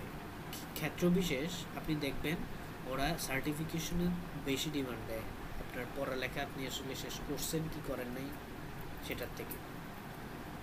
এখন আপনাকে একটা জিনিস বলতেছিলাম যে ভেন্ডর নিউট্রাল সার্টিফিকেশন এর গুরুত্ব বেশি ভেন্ডর স্পেসিফিক থেকে। ভেন্ডর নিউট্রাল আর সার্টিফিকেট ভেন্ডর স্পেসিফিক। ধরেন আপনি একটা আইফোন কিনছেন, আপনার আইফোন চার্জ হইতে হইলে আপনার ওই স্পেসিফিক যে থান্ডারবোল্ট পোর্ট লাগে, কেবল লাগে, ওইটা দিয়ে চার্জ দিতে হবে না।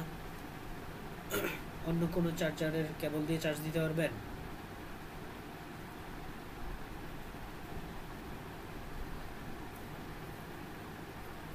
টুকটাক রেসপন্স আশা করছি। এবং আপনি চাইবেনও না যে থার্ড পার্টির কোনো একটা চার্জার দিয়ে চার্জ করতে। আপনি চাইবেন যতই টাকা খরচ হোক, চার্জার তো সে দেয়ই না বক্সের সাথে, আলাদা করে ওই $100 হোক যাই $50 যাই হোক সেটা দিয়ে ওর ওই অ্যাপলেরই চার্জার কিনে চার্জ দেওয়ার চেষ্টা করবেন। অর্থাৎ ও একটা মনোপলি সিস্টেম দাঁড় করাইছে। আপনি ওর এনভায়রনমেন্টে ওর ডিভাইস কিনলে ওর এনভায়রনমেন্টে আটকায় যাবেন। তো ভেন্ডর স্পেসিফিক সিস্টেমটা এরকম যে আপনি সিসকোর সার্টিফিকেশন করলে যা শিখবেন, ওই যে কমান্ড শিখবেন সেটা সিসকোর ডিভাইসেই কাজ করবে, অন্য কোথাও কাজ করবে না। আপনি জুনিপারের সার্টিফিকেশন করলে জুনিপারেই কাজ করতে পারবেন, অন্য কোথাও ওই কমান্ড কাজ করবে না। সেম বাকি সবগুলোতে। তাই বলে কি আপনি এগুলো করবেন না, সিসকো করবেন না? অবশ্যই করবেন। এগুলো অবশ্যই পপুলারিটি আছে, জনপ্রিয়তা আছে, প্রয়োজন আছে, খুবই খুবই পাওয়ারফুল সার্টিফিকেশন আছে এদের। কিন্তু কথা হচ্ছে আপনি ওটা সিসকো যেখানে লাগবে ওইটা ওখানেই ইউজ করতে পারবেন, অন্য কোথাও আর ইউজ করতে পারবেন না। কিন্তু আপনি ইসি কাউন্সিলের একটা সার্টিফিকেশন করেন সিএইচ, দুনিয়ার সবাই সেটা অ্যাকসেপ্ট করবে। সিসকো ইটসেলফ নিজে ইসি কাউন্সিলের সার্টিফিকেশন অ্যাকসেপ্ট করবে। জায়াকাস সার্টিফিকেশন করেন, বিশাল ব্যাপার সেপার। অফসেকের সার্টিফিকেশন বিশাল ব্যাপার সেপার। কমশিয়া মানে মাথা নষ্ট, দুনিয়ার সব জায়গায় ওরা এগুলোকে অ্যাকসেপ্ট করে। কিন্তু যার সিসকো লাগবে সে শুধুমাত্র সিসকোই অ্যাকসেপ্ট করবে, জুনিপারের সার্টিফিকেশন অ্যাকসেপ্ট করবে না। কিন্তু সে কমশিয়াও অ্যাকসেপ্ট করবে, কারণ কমশিয়া ওপেন সবার জন্য, generic. So vendor neutral certification করলে এখানে একটা প্লাস পয়েন্ট। আর আপনি এখানে যেখানে দেখেন যে রিমোট যে অপরচুনিটি, সেগুলো থেকে ভেন্ডর নিউট্রাল সার্টিফিকেশনগুলোর গুরুত্বই বেশি দেওয়া হয়েছে। আমি যদিও এই স্লাইডগুলো আপনাদের দিয়ে দিব, তখন আপনি চাইলে দিয়ে দেখতে পারেন। মোটামুটি এতটুকু ছিল আমাদের ওরিয়েন্টেশনের পার্ট। আর আমাদের পড়ালেখা যেটা ফার্স্ট সেশনে, সেটা খুবই ছোট। আমরা অল্প অপশন রাখছি, যেহেতু আজকে ওরিয়েন্টেশন, আমরা 5-7 মিনিটের মধ্যে শেষ হয়ে যাব। আমাদের প্রথম প্রশ্নটা হচ্ছে কেন নেটওয়ার্কিং ব্যাকবোন। আমাদের বুট ক্যাম্পের টাইটেল ছিল network fundamentals for ethical hackers. এই ফান্ডামেন্টালসটা আসলে কেন দরকার আপনি সহজে আমরা বলে ফেলছি, অলরেডি কিছুটা আলোচনা করে ফেলছি। তো আমি যদি শর্টকাটে বলি, ধরেন আপনি একজন হ্যাকার, আপনি এই পজিশনে আছেন, অস্ট্রেলিয়াতে আছেন, আপনি ইউএসএতে কোনো একটা সার্ভার অ্যাক্সেস করার চেষ্টা করবেন। কিভাবে অ্যাক্সেস করবেন? যদি আপনার নেটওয়ার্কের নলেজ না থাকে, আলটিমেটলি ডিভাইস তো নেটওয়ার্কিংয়ের থ্রুতে কানেক্টেড। এইগুলো মূলত যে সাবমেরিন কেবলের নাম আমরা সবাই শুনছি, সেই সাবমেরিন কেবলের কানেক্টিভিটি দেখাচ্ছে। তো আপনার তো ট্রাফিক যাবে আলটিমেটলি ওই কেবল হয়ে, সাবমেরিন নেটওয়ার্কিংয়ের কেবল হয়ে যাবে। আমরা যে বলতেছিলাম ভিপিএন দিয়ে বাইপাস করা যায়, আপনি যদি নেটওয়ার্কের আর্কিটেকচার, ব্যাকগ্রাউন্ডে নেটওয়ার্ক কীভাবে কাজ করতেছে সেটা না জানেন, আপনি আসলে বাইপাস করতে পারবেন না, কোনোভাবেই না। আপনি অন্ধ, আপনার এটা সম্পর্কে নেটওয়ার্ক কোনো নলেজই নেই, আপনি কিভাবে বাইপাস করবেন? আপনি অন্ধ। একটা ঘরের দরজা বন্ধ, কিন্তু তার দুই পাশে জানালা খোলা। আপনি অন্ধ হইলে তো ওর পাশে যে জানালা খোলা আপনি টেরই পাবেন না। আপনি দরজার কাছে এসে দেখবেন দরজা বন্ধ, জানালার সম্পর্কে দুই পাশে জানালা খোলা, আপনি বুঝতেই পারবেন না। অর্থাৎ আপনার এই নেটওয়ার্কিংয়ের নলেজ যদি না থাকে, অনেকেই বলে নেটওয়ার্কের নলেজ লাগে না, প্রোগ্রামিং লাগে না। আমরা এসব ফোকাস কথাবার্তা বলি না, কারণ আমি চাই আমার এখানে যে কোর্স করবে সে আমার সাথেই কাজ করবে, এবং আমার সাথে কাজ করতে হলে তো এই গোজামিল দিয়ে কাজ করা যাবে না। সো আমরা যদি হ্যান্ডসন কাজ করি, আমরা গোজামিল কাজ করতে পারবো না, আপনারা গোজামিল অপশনও বলবো না। আপনাকে ওই কঠিন ওয়েতেই আসতে হবে, শিখে আসতে হবে, এছাড়া কোনো অপশন নাই। এটা হচ্ছে অ্যাক্টিভ সাইবার, আমাদের যে ওয়ার্ল্ড ওয়াইড যে সাবমেরিনকে বলা আছে অ্যাক্টিভ কানেক্টিভিটি বোঝাচ্ছে, এগুলো সবুজগুলো অ্যাক্টিভ আছে, অর্থাৎ আপনি এই পর্যন্ত এখানে যাইতে হলে অবশ্যই আপনাকে এই কানেক্টিভিটি পার হয়ে যাইতে হবে। সো এগুলোকে ওমিট করার কোনো অপশনই নেই। আরও সহজে যদি বোঝাই, ধরেন আপনি এই ডিভাইসটাকে অ্যাক্সেস নিছেন, সামহাউ যে কোনোভাবে অ্যাক্সেস নিছেন, কীভাবে নিছেন সেটা আমরা এখন বুঝতে না যাই। আপনি এই সাবনেটে আছেন, আপনি সর্বোচ্চ নেটওয়ার্কিংয়ের নলেজ না থাকলে এগুলো সম্পর্কে জানবেন। এই যে আলাদা আলাদা নেটওয়ার্ক যেগুলো মধ্যে সেপারেট করা, সেগুলো সম্পর্কে কোনো ইনফরমেশনই জানবেন না। আপনি ভাববেন ওয়াও আমি তো 3টা 4টা 6টা ডিভাইস অ্যাক্সেস পেয়ে গেছি, পুরো নেটওয়ার্ক মেবি ডাউন করে ফেলছি, অ্যাক্সেস করে ফেলছি, অথচ বিহাইন্ড দ্য সিন বিশাল বড় একটা পোর্শন বাদ রয়ে গেছে, আপনি যেটা কল্পনাও করতে পারবেন না যদি নেটওয়ার্কিংয়ের নলেজ না থাকে। আপনি নেটওয়ার্কিংয়ের নলেজ থাকলে আপনি ভাববেন আচ্ছা সাবনেটটা চেঞ্জ করে দেখি তো অন্য কোনো নেটওয়ার্ক পাওয়া যায় কিনা, এটা কোথায় নেট হয়ে চেঞ্জ হয়ে যাচ্ছে, কোথায় কোথায় কোন আইপি হয়ে বেরোচ্ছে সেটা বোঝার চেষ্টা করুন। অর্থাৎ যেটা আমরা বলতেছিলাম, একটা এক্সাম্পল দিচ্ছিলাম যে একজন মানুষ হাত পা নাই আর একজন হাত পা আছে। যার হাত পা নাই সে তো কিছুই করতে পারে না, সে না পারে দৌড়াইতে, না পারে কথা বলতে, না পারে চিন্তা করতে, কোনো কিছু দেখতে। সো সে যেহেতু কিছু জানেই না, তো তার মাথায় ক্রিয়েটিভিটি আসবেই না। আপনি দৌড়াতে পারেন, হাঁটতে পারেন, কথা বলতে পারেন, আপনি বিভিন্ন সিচুয়েশনে বিভিন্ন ধরনের রিয়্যাক্ট করবেন, বিভিন্ন ধরনের রকমের আচরণ করবেন। সেম জিনিস এখানে, আপনার যদি নেটওয়ার্ক সম্পর্কে আইডিয়া থাকে আপনি সব তখনই আসলে ওইটা কাজ করতে পারবেন। এখানে আমরা বলছি রোডম্যাপ টু এথিক্যাল হ্যাকার। আপনি এথিক্যাল হ্যাকার হইতে চাইলে অ্যাকচুয়াল রোডম্যাপটা কি, এটা জেনেরিক রোডম্যাপ। আপনি অন্য কোথাও যান আপনারা একই কথা বলবে, তাহলে আমিও আপনার একই কথা বলতেছি, পার্থক্য কী? পার্থক্য হলে আমি আপনারে কিভাবে এটা বোঝাচ্ছি, অ্যাপ্রোচটা হচ্ছে পার্থক্য। আপনি প্রথমে আপনার বেসিক নলেজ থাকে, আপনার টার্গেট হচ্ছে এক্সপার্ট হওয়া।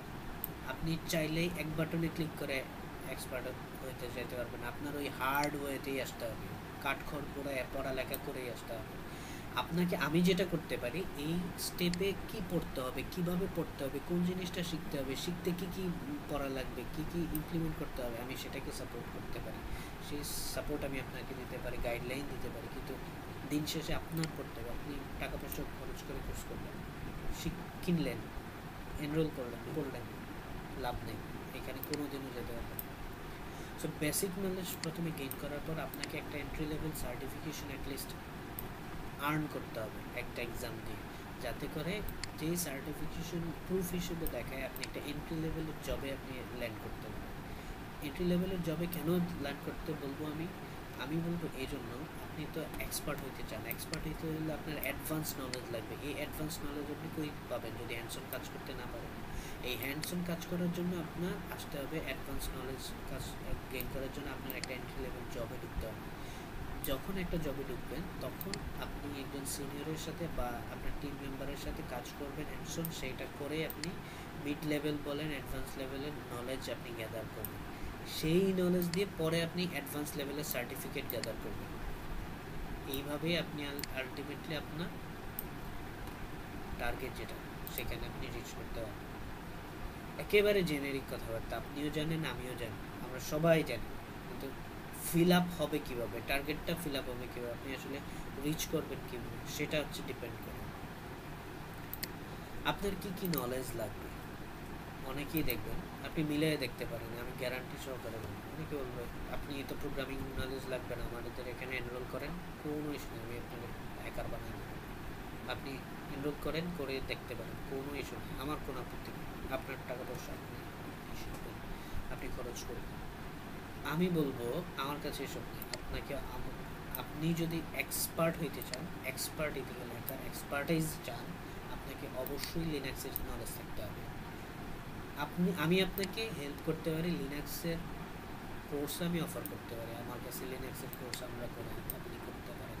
কিন্তু কোর্স তো আমি আপনারা পড়াই দিলাম, এই যে আমি আপনারা আজকে দেখাই দিচ্ছি, আপনি যদি চিন্তা না করেন, আপনি যদি না পড়েন, আলটিমেটলি কোনো লাভ নেই। আমি সামনের দিন হয়েছেই পড়াবো, আপনি যদি নিজে না পড়েন আপনি আবার বলে দেন। তো দিন শেষে আপনার আসলে পড়তে হবে প্রোগ্রামিং। আপনি বিশেষ করে মেয়েরা, আমার এক্সপিরিয়েন্স থেকে আমি ক্লাসে দেখছি, মেয়েরা প্রোগ্রামিং থেকে 100 হাত দূরে থাকার চেষ্টা করে, অথচ আমি বুঝি না কেন ওরা এই জিনিসটাকে ভয় পায়। একটু জাস্ট মাথা ঠান্ডা করে একটু বোঝার চেষ্টা করলে আমি আমার ক্লাসমেট কয়েকজনকে বোঝানোর চেষ্টা করছি, মানে ওদের মধ্যে একটা মেন্টালিটি, ভাই প্রোগ্রামিং কঠিন, এটা আমি বুঝবো না, এটা আমার দিয়ে হবে না, হবে না মানে হবেই না, আমার বোঝার চেষ্টা করার দরকার নেই। মেন্টালিটিটা এরকম, আমার তো আগে চেষ্টা করতে হবে। আমি যদি মেন্টালিটি নিজেকে ফিক্স করে ফেলি যে এটা যে আমার কোনোভাবে আমার দিয়ে হবে না, আমি পারবো না, তো আপনি আসলে কোনোভাবেই শিখতে পারবেন না। আমি বলি প্রোগ্রামিং স্কিল আপনি বেসিক বুঝতে পারলে, বেসিক অর্থাৎ আপনি যদি যৌক্তিকতা বুঝেন, যৌক্তিকতা তর্ক করতে পারেন, তাহলে প্রোগ্রামিং আপনার জন্য ইজি, একদম easy. Basic hardware knowledge, basic hardware knowledge হচ্ছে সার্ভারের র্যাম, জিপিইউ, সিপিইউ, সেগুলো ব্যাকগ্রাউন্ডে কীভাবে কাজ করে, কীভাবে ইমপ্লিমেন্ট হয়। অপারেটিং সিস্টেম কোর্স যারা করছেন তারা এই নলেজটা জানবেন, এটা সম্পর্কে বেসিক আইডিয়া, বা যারা ভবিষ্যতে করবেন তারা এইটা সম্পর্কে। এই জন্য আমি বলতেছিলাম যে লিনাক্সের কোর্স আসলে, অপারেটিং সিস্টেমের কোর্স আসলে, প্রোগ্রামিংয়ের কোর্স আসলে এগুলো গুরুত্ব সহকারে নেবেন। স্ট্যাটিক্সের কোর্স করাবে আপনাদের, স্ট্যাটিস্টিক্স, তারপরে অ্যাকাউন্টিংয়ের কোর্স করাবে। আপনি মনে হবে সিসিতে পড়ে আমার স্ট্যাটিস্টিক্স কেন লাগবে, আপনি মেশিন লার্নিং বুঝতে হলে আপনার স্ট্যাটিস্টিক্স লাগবে, আপনি এআই বুঝতে হলে আপনার স্ট্যাটিস্টিক্স লাগবে। আপনার যা যা কোর্স করাবে প্রত্যেকটা জিনিস গুরুত্বপূর্ণ, কোনোটারই অবহেলা করবেন না। স্ট্যাটিস্টিক না বুঝলে মেশিন লার্নিংয়ে যায় আটকে যাবেন, বুঝবেন না। রিভার্স ইঞ্জিনিয়ারিং বুঝতে হবে। কেন? আপনি যদি ম্যালওয়্যার অ্যানালাইসিস করতে চান, এথিক্যাল হ্যাকার হইলেই তো আপনার আটকাইতে হবে। একটা একটা সফটওয়্যার যে ম্যালওয়্যার কন্টামিনেটেড না, ম্যালওয়্যার সেই ইটসেলফ ভিতরে ম্যালওয়্যার বহন ক্যারি করতেছে না, তার প্রুফ কি? রিভার্স ইঞ্জিনিয়ারিং করে বের করতে হবে। তার জন্য ওই যে অ্যাসেম্বলি ল্যাঙ্গুয়েজ শিখতে বললাম। অ্যাসেম্বলি ল্যাঙ্গুয়েজ কঠিন ল্যাঙ্গুয়েজগুলোর মধ্যে একটা, কিন্তু দুনিয়াতে মানুষের কাছে কঠিন কিছু নেই যদি আপনি চেষ্টা করেন। ক্রিপ্টোগ্রাফি আমরা বললাম, ভিপিএন ক্রিপ্টোগ্রাফি ইনক্রিপ্টেড করে ট্রাফিক পাঠায়, যার কারণে ডিভাইস ডিটেক্ট করতে পারে না। সেই নলেজ আপনি তখনই পাবেন যখন আপনি ক্রিপ্টোগ্রাফি নিয়ে পড়ালেখা করবেন, ক্রিপ্টোগ্রাফি নিয়ে শিখতে পারেন। ডেটাবেস তো এটা তো বলাই বাহুল্য, এটা আলাদা করে বলার কিছু নেই। ডেটাবেসের নলেজ না থাকলে আপনি আসলে ডেটা ডাম্প করবেন কি, কার ডেটা কীভাবে ডাম্প করবেন। প্রবলেম সলভিং স্কিল আমরা বলে ফেলছি, কঠিন কঠিন প্রবলেম আসবে আপনার। কম্পিউটার স্কিল যদি থাকে, লিনাক্সের স্কিল থাকে, প্রোগ্রামিং, এইসব স্কিল যদি থাকে, প্রবলেম আসছে আপনি সলভ করে ফেলতে হবে। কম্পিউটার নেটওয়ার্কিং স্কিল, নেটওয়ার্ক ছাড়া তো আপনি বললাম এই যে হাত পা গুটিয়ে বসা থাকার মতন অবস্থা। কম্পিউটার নেটওয়ার্কিং স্কিল পারেন না, স্কিল নাই বা নেটওয়ার্কিং বোঝেন না, তার মানে ওই আপনি একটা ডিভাইসে আবদ্ধ থাকবেন। আপনি নেটওয়ার্কে ছড়ায় যেতে পারবেন না, যেটা বটনেট করে, যেটা ইয়ে করে, ওয়ার্ম করে, ভাইরাস করে, বিশেষ করে র্যানসমওয়্যার অ্যাটাক হয়। দেখবেন র্যানসমওয়্যার অ্যাটাক হলে একই নেটওয়ার্কে অন্যান্য ডিভাইস থাকলে সেগুলোতেও ছড়ায় যায়। আপনি ব্ল্যাক হেড পার্সপেক্টিভে চিন্তা করবেন। আপনি ব্ল্যাক হেড পার্সপেক্টিভে যদি চিন্তা করেন, আপনি ইথিক্যাল হ্যাকার হিসেবে সাকসেসফুল হবেন। কারণ আপনি ব্ল্যাক হেড পার্সপেক্টিভ থেকে চিন্তা করলে ব্ল্যাক হেড কীভাবে আপনাকে অ্যাটাক করবে আপনি সেটা আইডেন্টিফাই করতে পারবেন, তখনই তো আপনি এটা আটকাই দিতে পারবেন। যেটা আমরা বলতেছিলাম যে আপনি পুলিশ হইতে হলে আগে আপনার চোর কীভাবে চিন্তা করে সেটা বুঝতে হবে। সো এই কোনো নলেজ ছাড়া আপনি যদি ওই যে হকার হইতে চান, হকার নট হ্যাকার, হকার যদি হইতে চান, আপনি কোনো রকম একটা কালি লিনাক্সের একটা কোর্স করে, এটার জন্য আমার কাছেও আসতে হবে না, ইউডেমিতে পাওয়া যায়, সাইবার 71, 72, 73 ওদের কাছে পাওয়া যায়, আর অনেক জায়গায় আছে। ইশিকন নাম বলা উচিত না, বলে ফেলছে, যাই হোক। সো এগুলোতে করতে পারেন, আপনি হকার হবেন। আপনাকে ওরা কখনোই প্রোগ্রামিং সম্পর্কে বলবে না, লিনাক্সের 4-5টা কমান্ড দেখায় tata bye bye. Reverse engineering অসম্ভব, ডাটাবেজ অসম্ভব। আমি বলবো আপনি এক্সপার্ট হ্যাকার হইতে চাইলে, আপনি ছেলে হন, মেয়ে হন, বিবি হন, কি হন, এটা আমার কাছে ম্যাটার করে না। আপনি শিখতে চান কিনা, সময় দিবেন কিনা, সেটা আমার কাছে ম্যাটার করে। সো আজকে আমাদের এতটুকুই ছিল। মোটামুটি সময় অলরেডি 1:30 বেজে গেছে, আমরা এখানেই শেষ করে দিতে চাই। কারো কোনো কোশ্চেন থাকলে আমাদের করতে পারে, যে কোনো কোশ্চেন।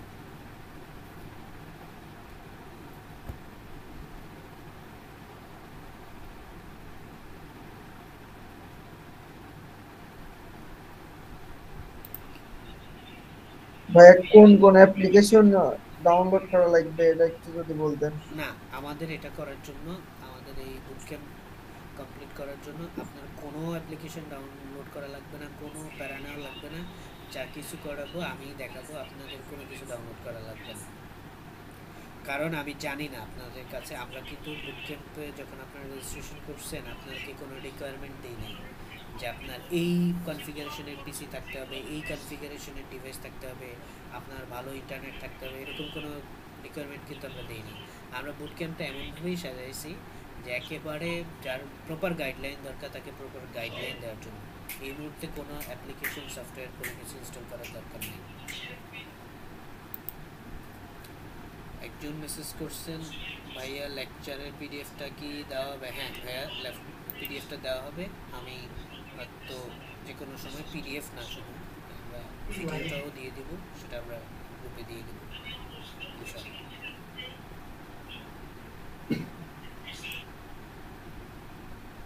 আর কারো কোনো কোশ্চেন?